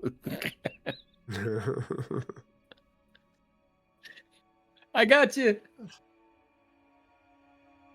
They're going to kill me. I know it. Yeah. Unfortunately, I don't see many other options at this point. I'm gonna touch it. Okay. Forrest reaches out to touch the eyeball-shaped diamond and ruby. And as you do, Forrest, you, to your friends, you just kind of disappear. You just vanish and appear on the exact opposite side of the crystal wall. Your hand still touching what looks to be another eye crystal on the opposite side. I let go and touch it again. You bamf back out to your friends. What? It's actually rather simple. It's just you touch it, you send it to the other side. Could we hold on? Could we see him through the crystal or no? Through the wall, or is it too opaque? You can see like probably like a blurred silhouette, a shape. That's probably it. Now, Forrest, So what I you're will telling say me this: is I have when to open you, this door. when Forrest, you were on the other side, you could see kind of clearly through that crystal door, and you could see everybody else out there pretty easily.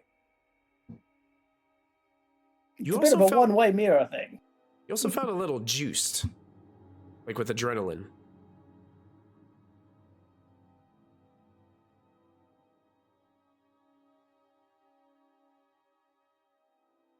So what was on the other side? More of the cave.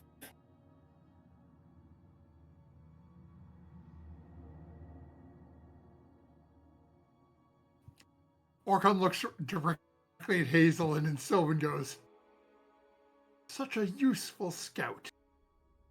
I'm gonna reach up and touch the eyeball to see if I go through. Okay. It's only there for 3 seconds. I didn't look around. You didn't hear that. That was in Sylvan.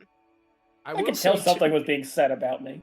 I will also say Forrest is actually like breathing heavier than he normally does, and his words are coming out of his mouth a little bit quicker than he normally talks. Wait, Orkon, you're bamfed over to the other side. You can clearly Wait, see are there, your like, presents friends over with you? there, and you feel juiced. Like adrenaline running, flowing through your body. cast message to Hazel. I think someone slipped me something. That I'm tingling. It's said very Oh. quickly to you. Like, the words are fast. Hazel, I feel great. I'm going back in there. Bamf. Forrest is Bamf back in. I don't think I grab, or not grab, but I just hold up my hands to Kior and Selena, because I'm trying to make sense of everything right now. Okay. It's just in response to the message from Orcon. I can roll a What do you- perception to see if I What do figure you out what mean he's someone saying. flipped you something? You haven't drank anything in the last, 4 hours. You're terribly dehydrated. Orcon, to you, these words come in so incredibly slow. I had a feeling. So I'll cast message back. Oh my god, Hazel, what's wrong with you? Why are you talking so slowly? Hazel responds, "Oh no, the chipmunks have got him." Saying it out loud to both Orcon and to everyone on the side of the wall. That's all I can respond with. I forgot we had that sound. Walking fast, indeed. Now,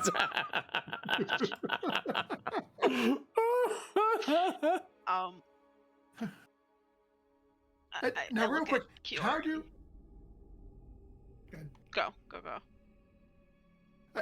do Forrest and I sound normal to each other? Kind of. Like we don't like when we talk. It's not. He doesn't sound slow to me, and I don't sound fast to him, or vice versa. Yeah, you guys are kind of like, you guys could just like have a normal conversation. Yeah. Sorry, go ahead, Hazel. It's okay. I look at Kior and Selena. Apparently touching this, and she motions to the wall and everything, will give us all a little energy spike.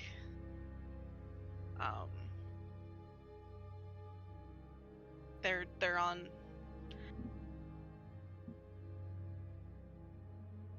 The Fae have decided to mess with them, but I don't think it's the Fae. It's Vecna, clearly. But we're gonna feel funny on the other side. Is all I'm saying.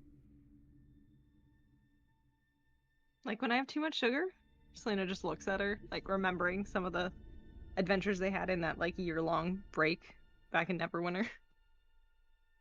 Remember the time we both took naps in that tavern under the table because the sugar crash was pretty rough? I feel like it's gonna be one of those days where we have all the sugar we had that day. Forrest, you feel less juiced now. You feel like the world is slowing down around you.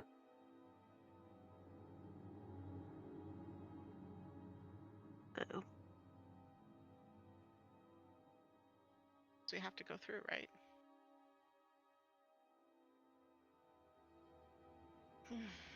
I'll tap the wall. You bamf to the other side and immediately feel juiced. Oh, the sugar kick is bad. Wears off. Selena looks at. Hazel, you're vibrating. Selena, do you want to go before I do, or do you want to go last? I can go next if you're okay with that. I'm okay with it, but when you get over there, you might want to let them know that maybe there's a way they can open up the door from the inside. Just saying. Just wondering. Maybe. I'm not sure if they're looking, to tell you the truth. I can't see anything, but one blinked back and then blinked out, so I'll go after. I'll give you a count to 10 and then I'll do it. How's that sound? Sounds good to me.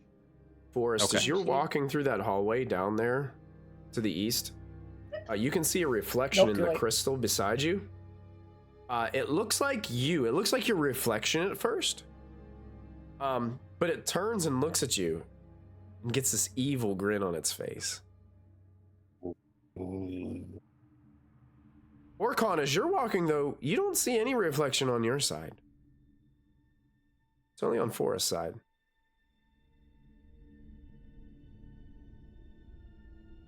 gonna look between the two of them. And look back towards Hazel. Tell Kior to hurry. There's two of them.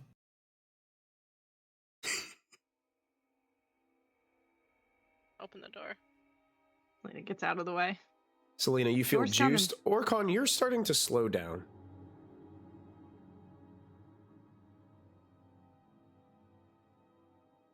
What about you, Kior? Attack Orcon. Hurry. Coffee. I count to 10 after she goes through, and I go, Okay. yeah, I mean, to 10, the figures. And then I touch it. Bamf in? Sure. After you all bamf in, I'm going to pause it for just a moment because I got to share some mechanical information for all of you. Because you guys have kept, well, for one, have found almost all of the secrets that were able to be found in this game. There was only like one or two that you guys have missed that I'll share with you post-campaign. Because you kept that many, there are several benefits that you receive when you first enter the Cave of Shattered Reflection. First one, each character starts in here with heroic inspiration on your character sheet. If you already had it, it doesn't replace it. You just fill it up to make sure that you have it. It's a free reroll. Okay. 2, characters can see clearly through the cave's crystal walls. That's the second benefit of keeping all these secrets that you have. Third benefit, this is the tricky one. The first time each character enters the Cave of Shattered Reflection, that character benefits from the effects of the haste spell for 1 minute. The characters don't suffer from lethargy after the spell ends. So, unfortunately for Forrest and Orcon, because it took so long to get everybody in here and everything, they have already lost the 1 minute benefit. Last but not least, characters have advantage on any Constitution saving throws made while in this cave. Constitution. Constitution. Advantage on all And of there's no those. time limit. No time limit to that. time limit. As long as you are in this cave, you have advantage on Constitution saving throws. Okay. So we bamp in, bamp out just to get the haste part of it for 1 minute during combat. Well, it says when you He did say the first first time time you you enter. Oh, son of It can only happen once. But right now, Hazel, Selena, and Kior, you guys are all still juiced. Hazel probably a little less than Selena. Selena probably a little less than Kior. Kior just bamfing in here. You guys feel energized, quick. But also this hum keeps getting louder and louder the farther you come into this cave.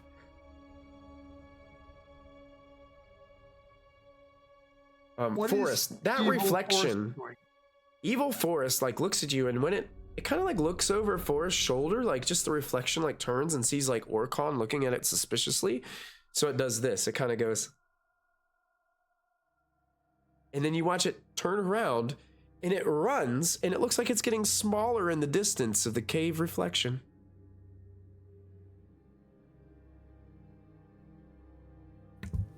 And it's right on this wall right here. Across. Yeah, it was a reflection in the crystal wall.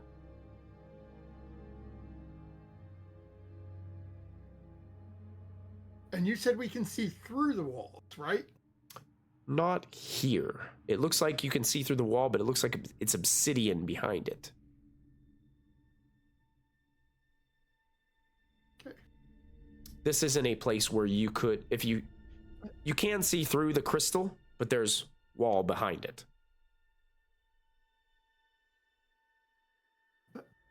Hazel, I think we have to go chase Forrest.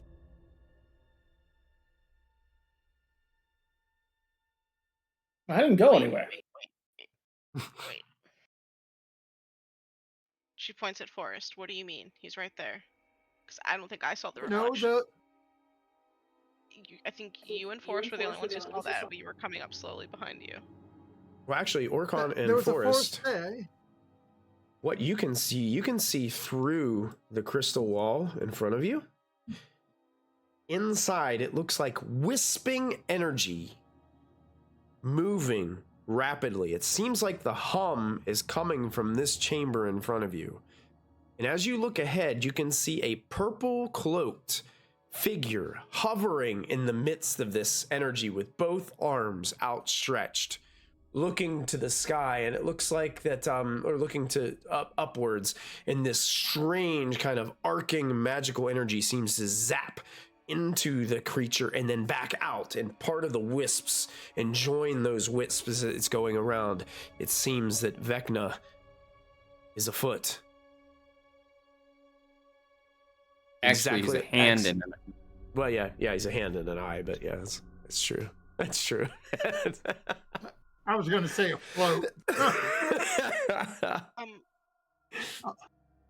Sorry, wait. I'm 2% confused right now.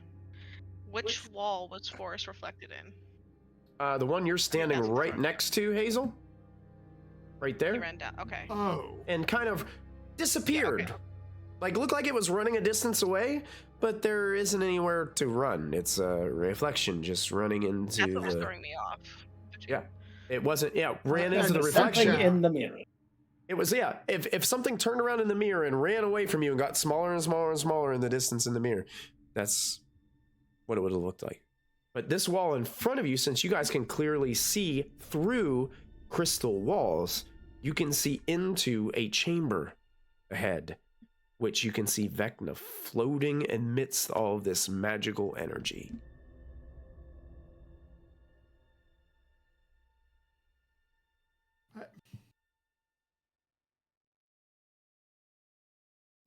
I'm asking this over table, however you want to phrase it, just because this is thing. I don't have to have a clear path. Y'all just want to kick it off? oh, or kick it down. Teleportation works, you mean? No, it's I can cast Psychic Lance. Oh, sure. Oh, And he's within range. and you can see him. Yeah. But I don't need to see him. All I need to know is his name. Wow, Honestly. you waited this long? You do have to be within 100 feet still. It's not that good. 120 feet. I mean, I don't know how big this space is, but I would rather we find a way to get in there first. Yeah, I'd rather draw him out. One thing is strange. This doorway in front of you doesn't have a ruby in it. It has a sapphire in it. There's a blue glow coming from this part of this door. Oh, Is there anything else about it? Like any markings anywhere?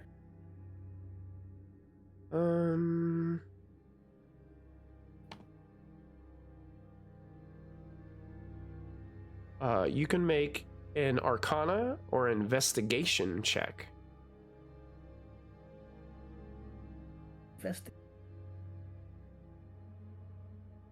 can I get in on that? Make an Arcana check? Sure.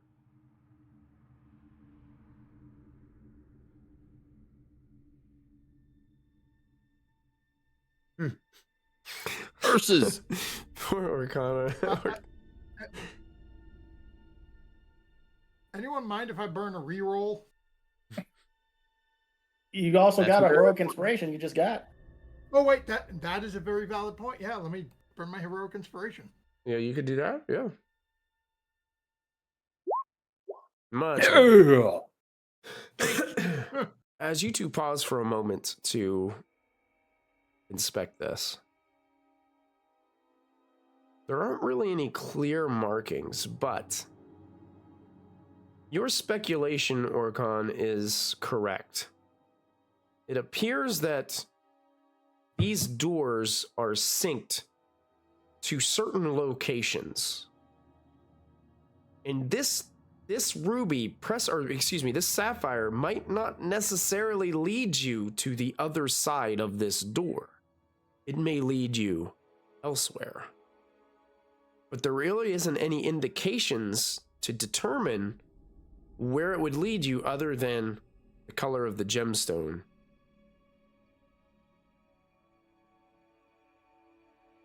Well,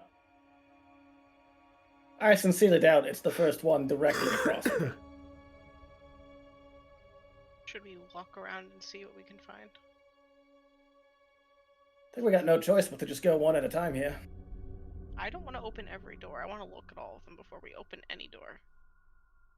I know, this one looks tasty to me. So close. I grab Forrest's cape. Yeah.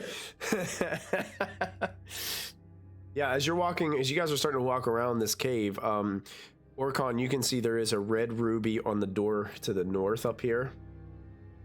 You guys can see a red ruby here. But then as you walked around, there's another blue sapphire over here. Forrest, you see a red ruby down there, and then a blue sapphire leading this direction. As you're walking around, you only see blue and red.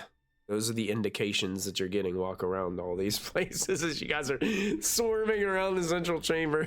Literally just running in circles.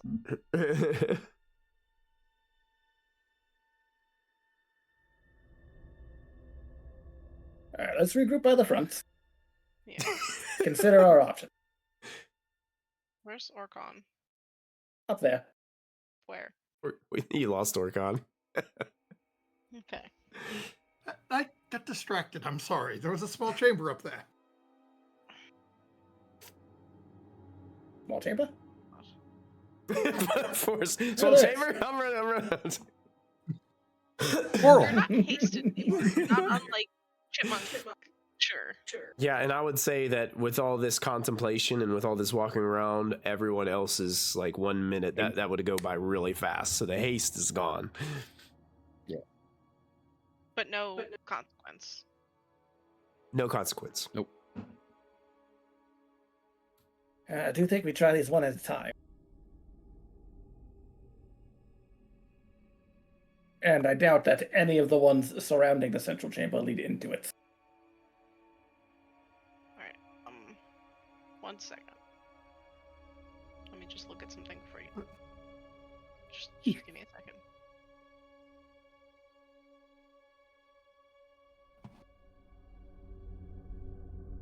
Where is it? Hold on.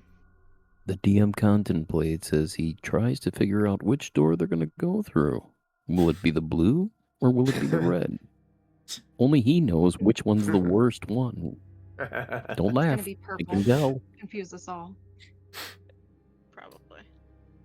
One immediately teleports you to the abyss. Start all over. My favorite.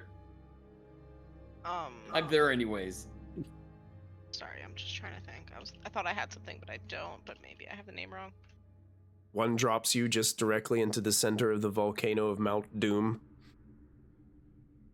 Yes. How's that doing? I've got fire You should resistance. grab the ring on the way down. That's it. Yeah, teleport you directly above Gollum. You both crash into him. Yeah. Right at that spot, right in that time of the movie, right at that exact moment. So it's... Hazel shrugs. She's like, I had an idea, but I don't think it's gonna work here. Right, well. Wish me luck, I suppose. Couldn't We're we right behind just you. What? Open the wall? What? Can you do that? What are you thinking? Check a spell. Because I can't.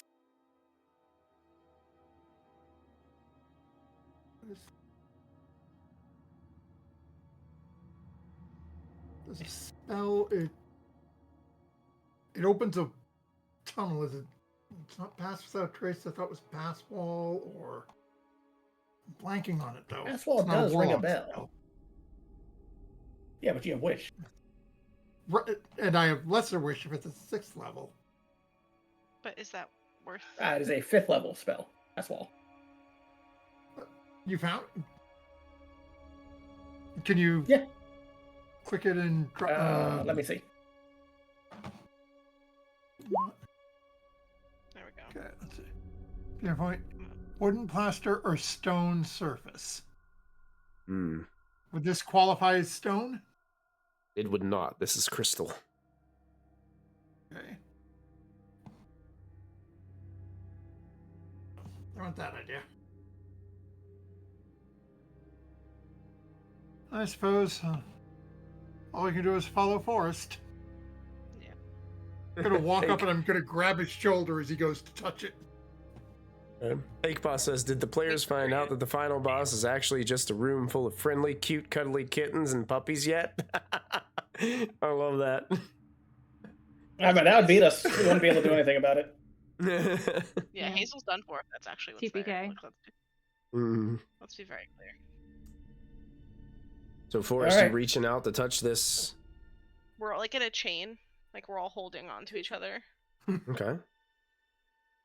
Forrest, Forrest. touch it. You touch it. Strange thing. Well, congratulations. You've pressed the right button. But What? it says that when a creature touches it, they get transported. So you just bamf, and the rest of your party is still there.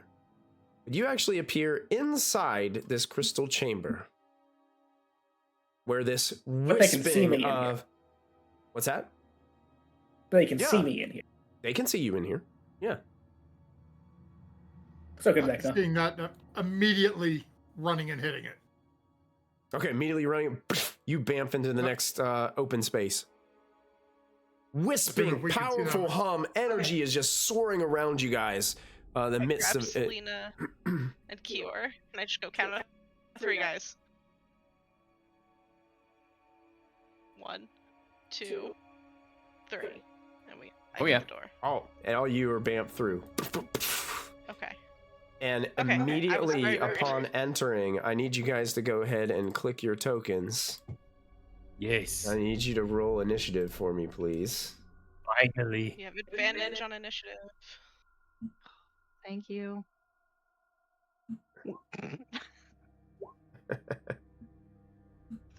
Well, I tried.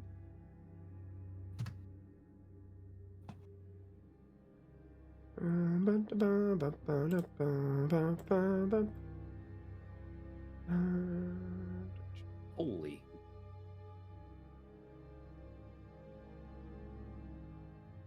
$11. Get him, Selena.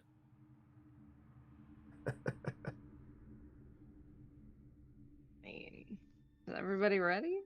Um, Selena's going last. Doesn't matter if we're ready at this point.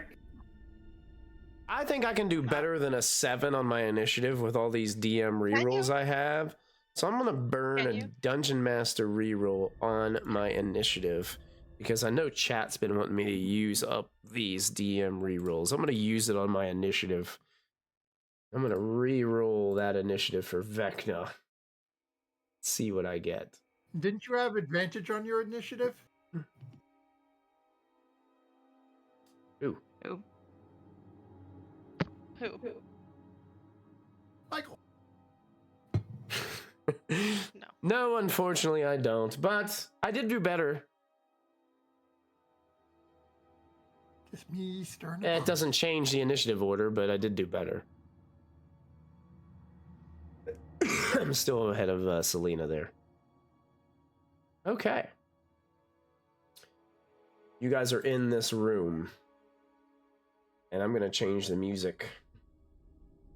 And I have just the track for this. See if I can find it.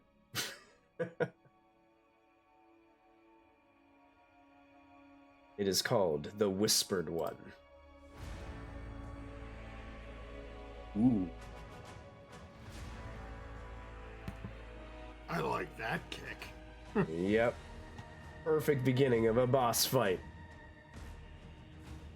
So Forrest entering, you see Vecna standing in the midst of this magical torrent that's zapping all around, this ritual that's taking place, these whispers echoing and getting louder in your mind. I need you to do me a favor.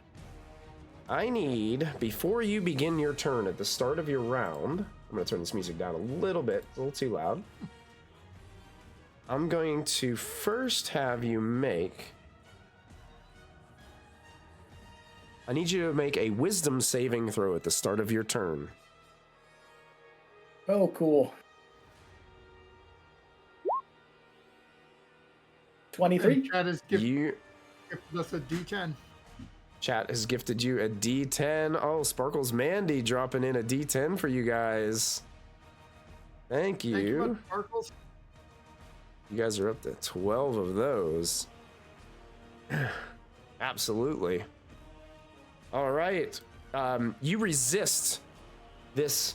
The hum is just like so loud. If you guys, I don't know if you guys ever remember the older X-Men movies when Jean Grey and Professor X were kind of like losing control of their powers, and all those echoes of all those mutant voices were just like going off in their mind, and it kind of made them wince and like hurt. That's the kind of feeling you get from being in this chamber. But you're able to resist it, Forrest. What would you like to do? Well, I suppose I will cast Spirit Shroud.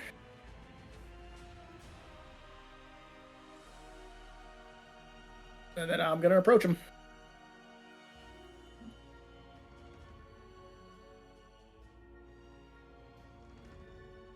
As part of the attack, I'll use my Vow of Enmity to gain advantage. Okay, you're certain your vow against Vecna.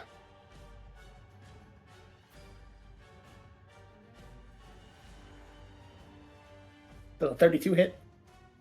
32 will hit Vecna.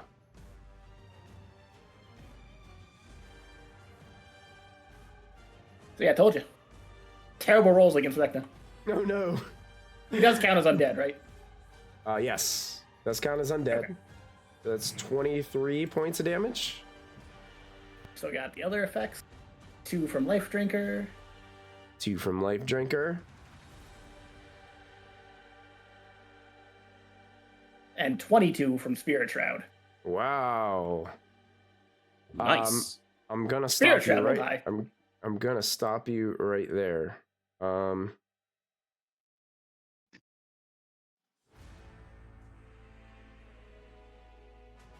So he's going to use an ability he has as a reaction. Immediately being hit by an attack, he looks at you in this terrible magical kind of like word. It almost sounds like nonsense at first. Raspiness comes out of his mouth, and I need you to make a... Oh, it doesn't require a save. It just happens. Cool. Okay, so you take 3d6 necrotic damage. Oh my gosh. 2 1s. A whole 2. And a 3. You take 2 points of necrotic damage, but he also gets to teleport up to 30 feet away, and Vecna's teleports still magical? work. Is it magical? It is not. It's just what Vecna does. Is it magical? This is God power. Vecna wakes up and says, I'm going to teleport all day, and no one's going to stop me. Well, unfortunately for Vecna, I have 60 feet of movement. Ooh. Curse you, He-Man!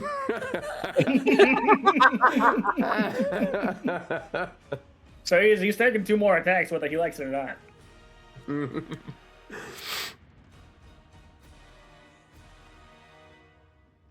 31. 31 will hit.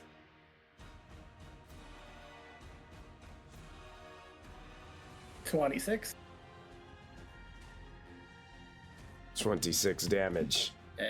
7 more from Spirit Shroud. 7 more from Spirit Shroud. That did not roll with advantage for some reason. Didn't matter. Does a 20 hit?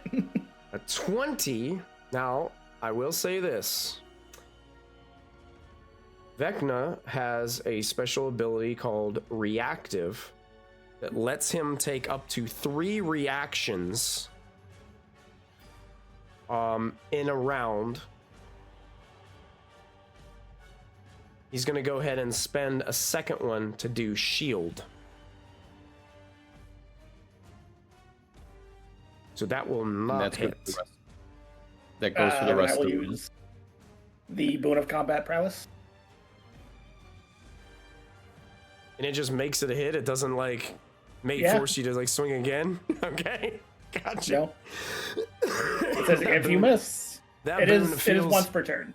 That boon feels broken. It probably is. Yes, you turn it into a hit. You break through the shield, but he does have it up. 35. 35 points of damage. And 9 more. So 44 total points of damage. Vecna. Okay.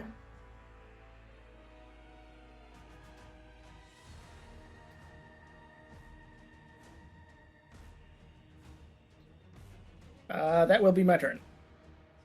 Okay.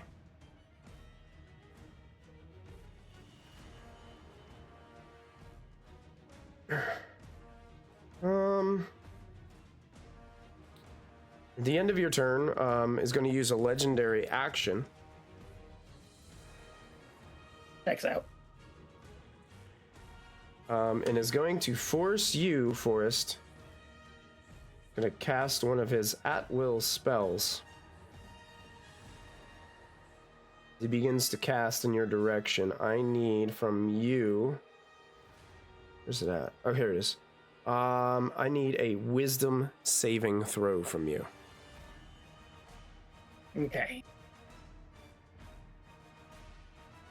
32. Ooh. That succeeds. Indeed. I should hope so.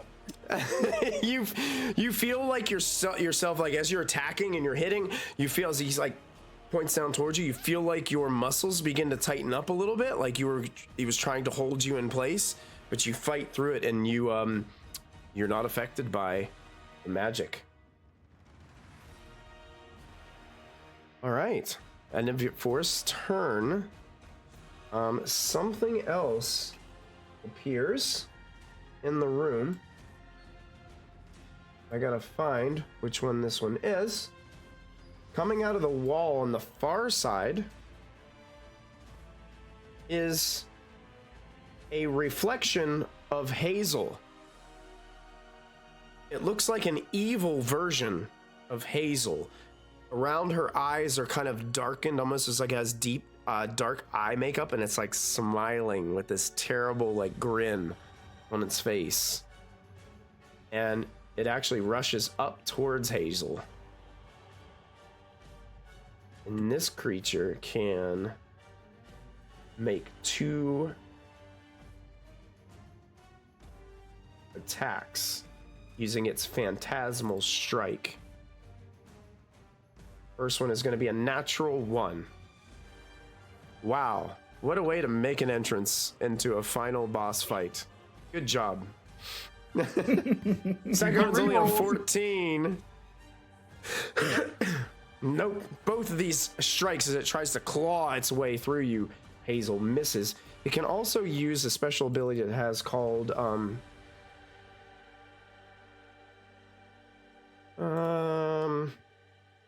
that doesn't seem like the right thing.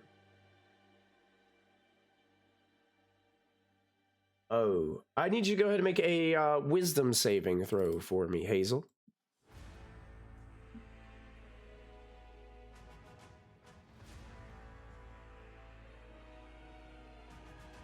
Oh.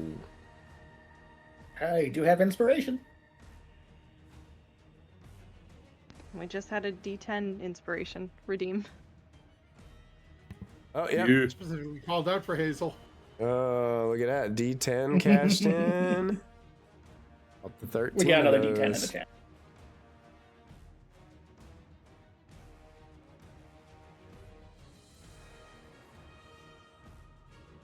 I mean, you You're could muted if roll you're it. talking, Hazel. Oh, thank you. My headset was being weird for a minute there, so I was fighting with it. I'll use my heroic inspiration to just re-roll a total because I feel like I'm gonna mess up the 10. So thank you, but I'm gonna save that for later. I mean, you certainly can't roll worse. You know, if you could not. You're successful in.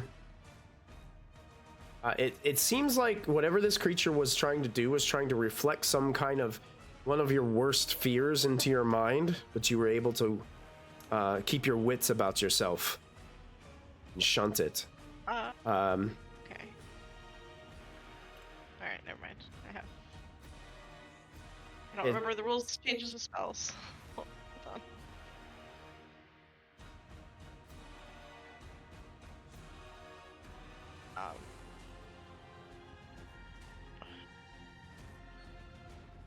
Was it trying to make me frightened? It was what? Was it trying to do a frightened condition on me? Like, We're immune to that right now. I mean, you saved either way. Nope. It was trying to do damage. It was going to do damage and the frightened condition, but if you were immune to frightened, it wouldn't have had any effect on you. But yeah, it would have done damage too. Gotcha. All right. So on the other side of the room, an evil version of Kior appears. No, he doesn't. Evil Kior was here all along. Yes, exactly. You're good, Ash. You're goodsy tootsie, Ash. It's gonna rush up to Kior and make two phantasmal strikes against Kior. An 18 to hit Kior. That is a hit. That is a hit. You take 9 radiant plus 2 psychic damage upon the impact. Okay, so half, because I'm resistant to also radiant, so that's half of that. Okay. So that you take 4. 4 and 2. Okay, 4 and 2. Total 6. And another phantasmal strike coming your way for a 21 to hit. That's a hit. That's so you definitely take half the radiant, so you only take 2 radiant plus 11 points of psychic. Okay, that psychic one, I'm going to use. I'm going to burn my reaction and half that. That's called the spectral defense. All right, so you only take 5 of the psychic damage then. 6 total. Yep, and I need you also make a wisdom saving throw as you feel some of your darkest fears start to pop up in your mind.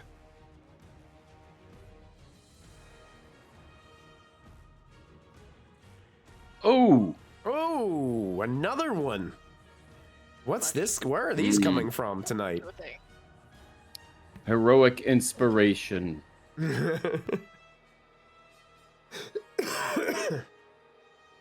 Chad, if you're seeing our rolls, roll 20 must know you guys are fighting Vecna. Someone must have called them. Michael. Yeah, well, we were on there. Oh, look at exact that. opposite. Exact opposite roll from a 1 to a 20. Yes, not on this day, Kior. Evil Kior will not get the best of you.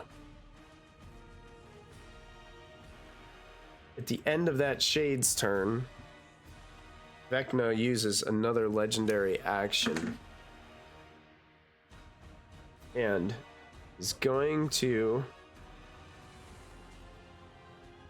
make an attack against Forest with this strange curved dagger that he pulls out from underneath his cloak. And he can also move his speed without provoking opportunity attacks.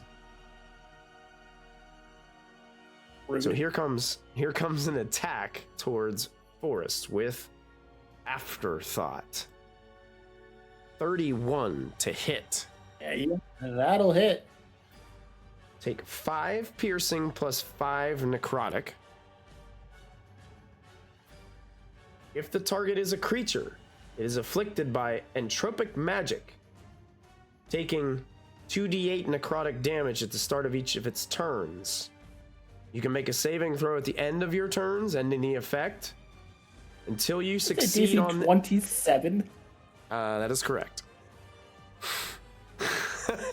Until you make the save, you cannot regain hit points. Okay. And he teleports. Well, he just moves away. Hovers, flying around. Seems like Vecna has no problem staying aloft. And is just kind of moving around, floating in this chamber. His fly speed is up to 120 feet. So he's just going to move over onto this side of the chamber. That brings us to Kior's turn. Okay, so the rule is I can use my distance strike, or no?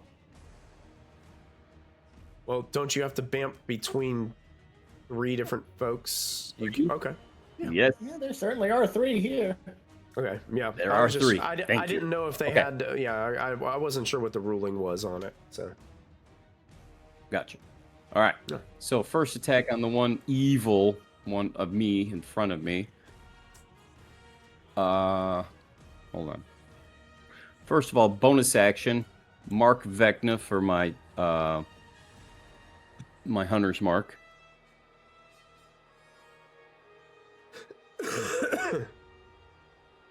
This is actually the good version of Kior going to help fight Vecna. I'm going to attack the one in front of me. Let's see here. Go for it. Okay, here we go. Son.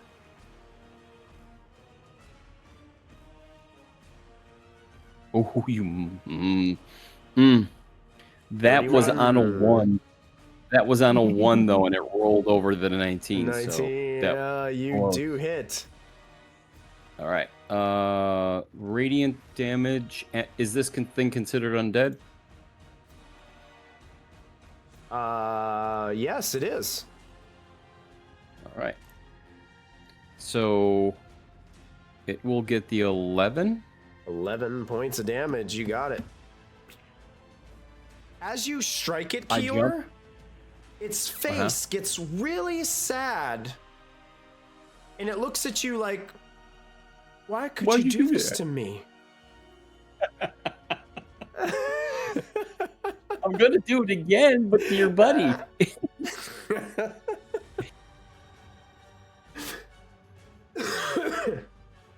Second hit, I'm going to go. This one is going to go on him or her or whatever. And come on. I know you're in there. And that'll work too. 26 hit. 26 does hit.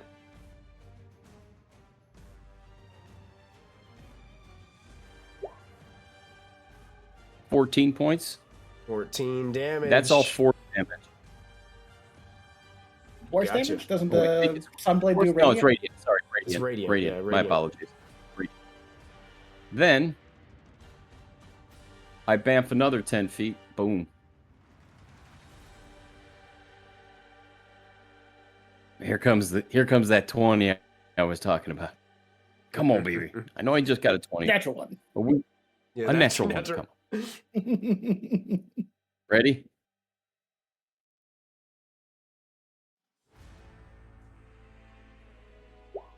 A 16. Not gonna do it. Remember, Vecna That's still has a something. shield still affected because of his reaction spell that he cast. So He's the Okay. target of your hunter's mark. You have advantage against him. Oh, advantage. That's right. Thank you, Michael. oh, you do you do have it. Yeah, I forgot that you Yep. had marked him. Yeah. So I'll try again. Hopefully this will be the 20 I was looking for. How about a 30? Oh, Ooh, a 30 breaks through the shield. Makes Crunch. contact.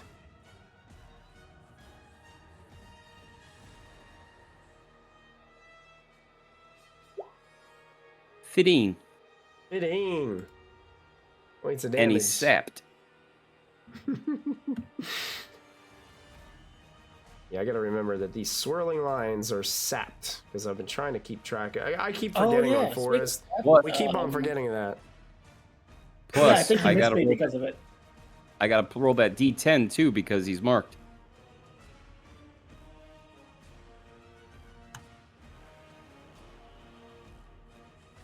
For another 4 points. 4 points. You said that was going to be a miss? Is that what you said, Forrest? Is a sap? When he hit me, yeah, he was supposed to have disadvantage on that attack. Okay, I'll burn a DM reroll and try it again. Yeah, fair. Let's see. Come on. One. Afterthought. 34. Oh. Or 23. It'd be 23 with disadvantage, right? 23 still doesn't not, do it, no. Still not going to do it. Nope. Oh. And so you can go ahead. I'll remove that little poison thing, and you can get your hit points back. Kior, what? Anything else you're going to do?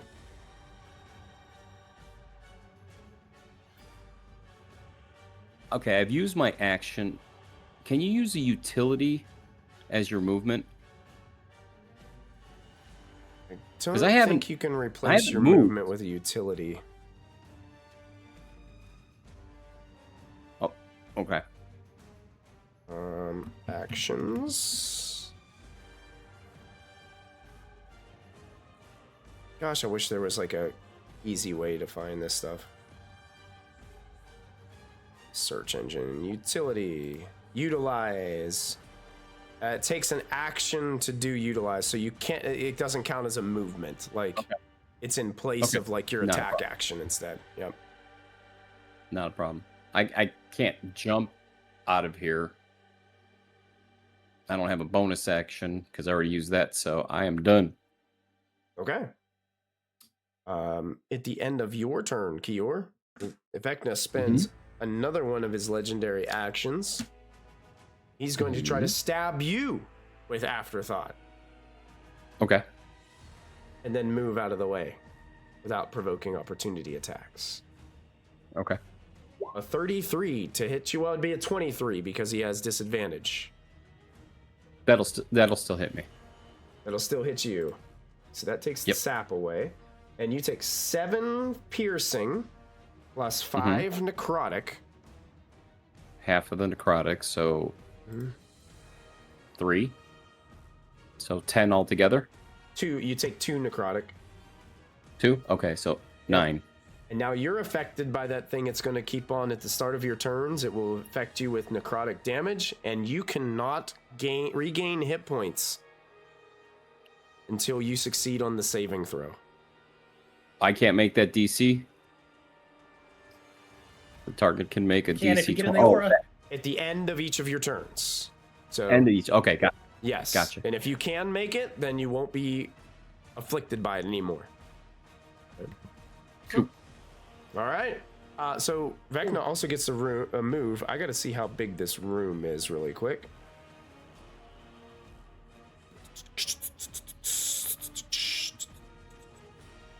Okay, features. That's what I want.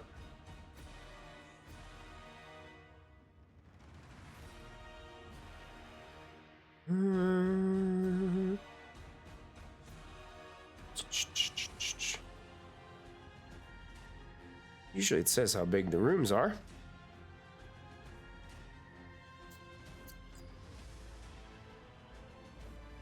Oh, Wizards of the Coast. Shh, they're listening. Let's see if it's here. Ah.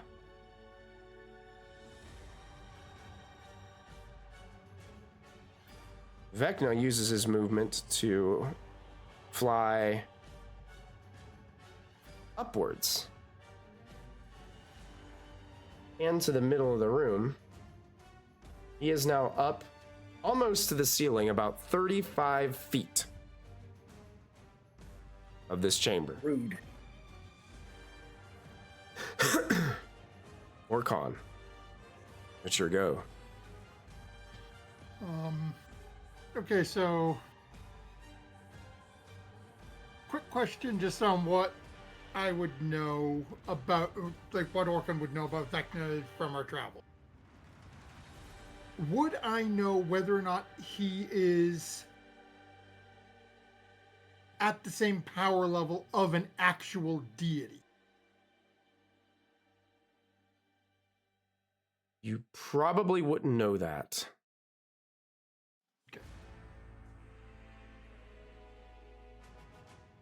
Well, we're gonna guess then. I don't know how this is gonna work, but we're gonna find out. Bonus action, I am going to give basically turn my lower section, my storm, and fly up to Vecna.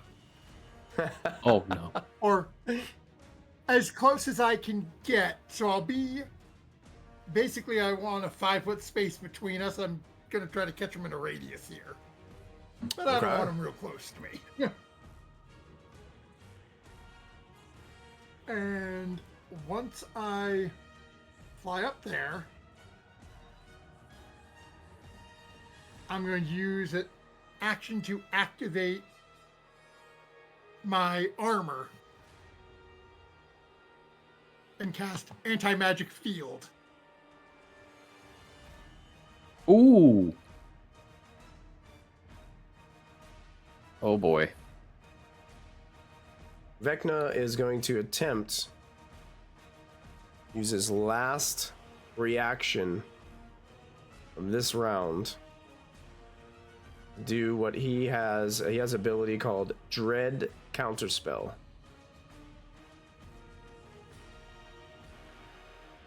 I need you to make a Constitution saving throw to see if you can still cast this spell. Well, counterspell is counterspell. You're gonna counterspell his counterspell? Yes. Oh. Okay.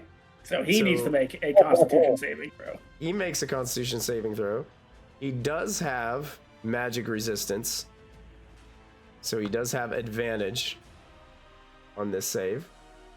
He's got so many things here, it's so hard to see what to push. I've got so many buttons up here. Oh gosh. Constitution save with advantage is a natural 20 for a 34. I tried. Hey, I'm sorry, I'm just gonna, because I have Twitch up on the other screen, but I keep my character sheet in front of it. I just moved it down a little and saw the top of Michael's screen, and it's just a bar of purple. I got a ton of buttons to push, and I lose them all the time. Okay, so Okay, so force counterspell doesn't work. Does that mean Vecna now has to try to put his counterspell? now I have to try to. that means Okay. he has to try to make it now. Constitution What's the DC? saving. I don't know if I want to tell you yet. Is it rules have as written that advantage. I have to tell him? No, No. but I was Oh, only we asking to can- see whether it was even worth it to roll. The DC Yeah. for all of Vecna's stuff is the same. It's DC 27. Oh yeah, I don't think I can hit this. You have your Boon of Fate. That's true, but that's not going to give me enough either. Oh, you guys got a... Oh, I got a Game Master reroll redeemed in chat. Thank you so much. Back up to 10 of those. Those will come in handy. Yeah, even at max, you won't make it there. Anyone mind if I burn a D12? Go for Might it. as well try. Go for it.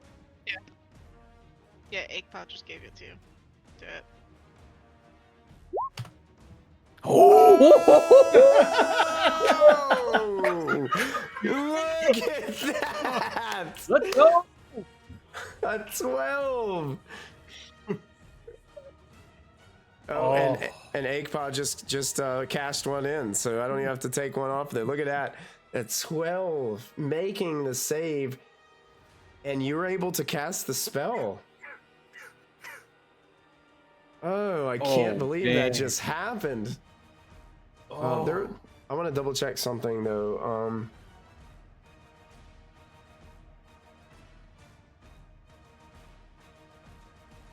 Oh, never mind. No, you don't take any damage either. So that version of counterspell that Vecna has deals damage too. Nice. Thank you, Aikpa. Aikpa coming in to save the day. Yeah, so that spell is up. Anti-magic field. Ooh. On yourself. That is huge. Okay. And that is a 10-foot radius. So spells and effects other than those created by an artifact or deity are suppressed.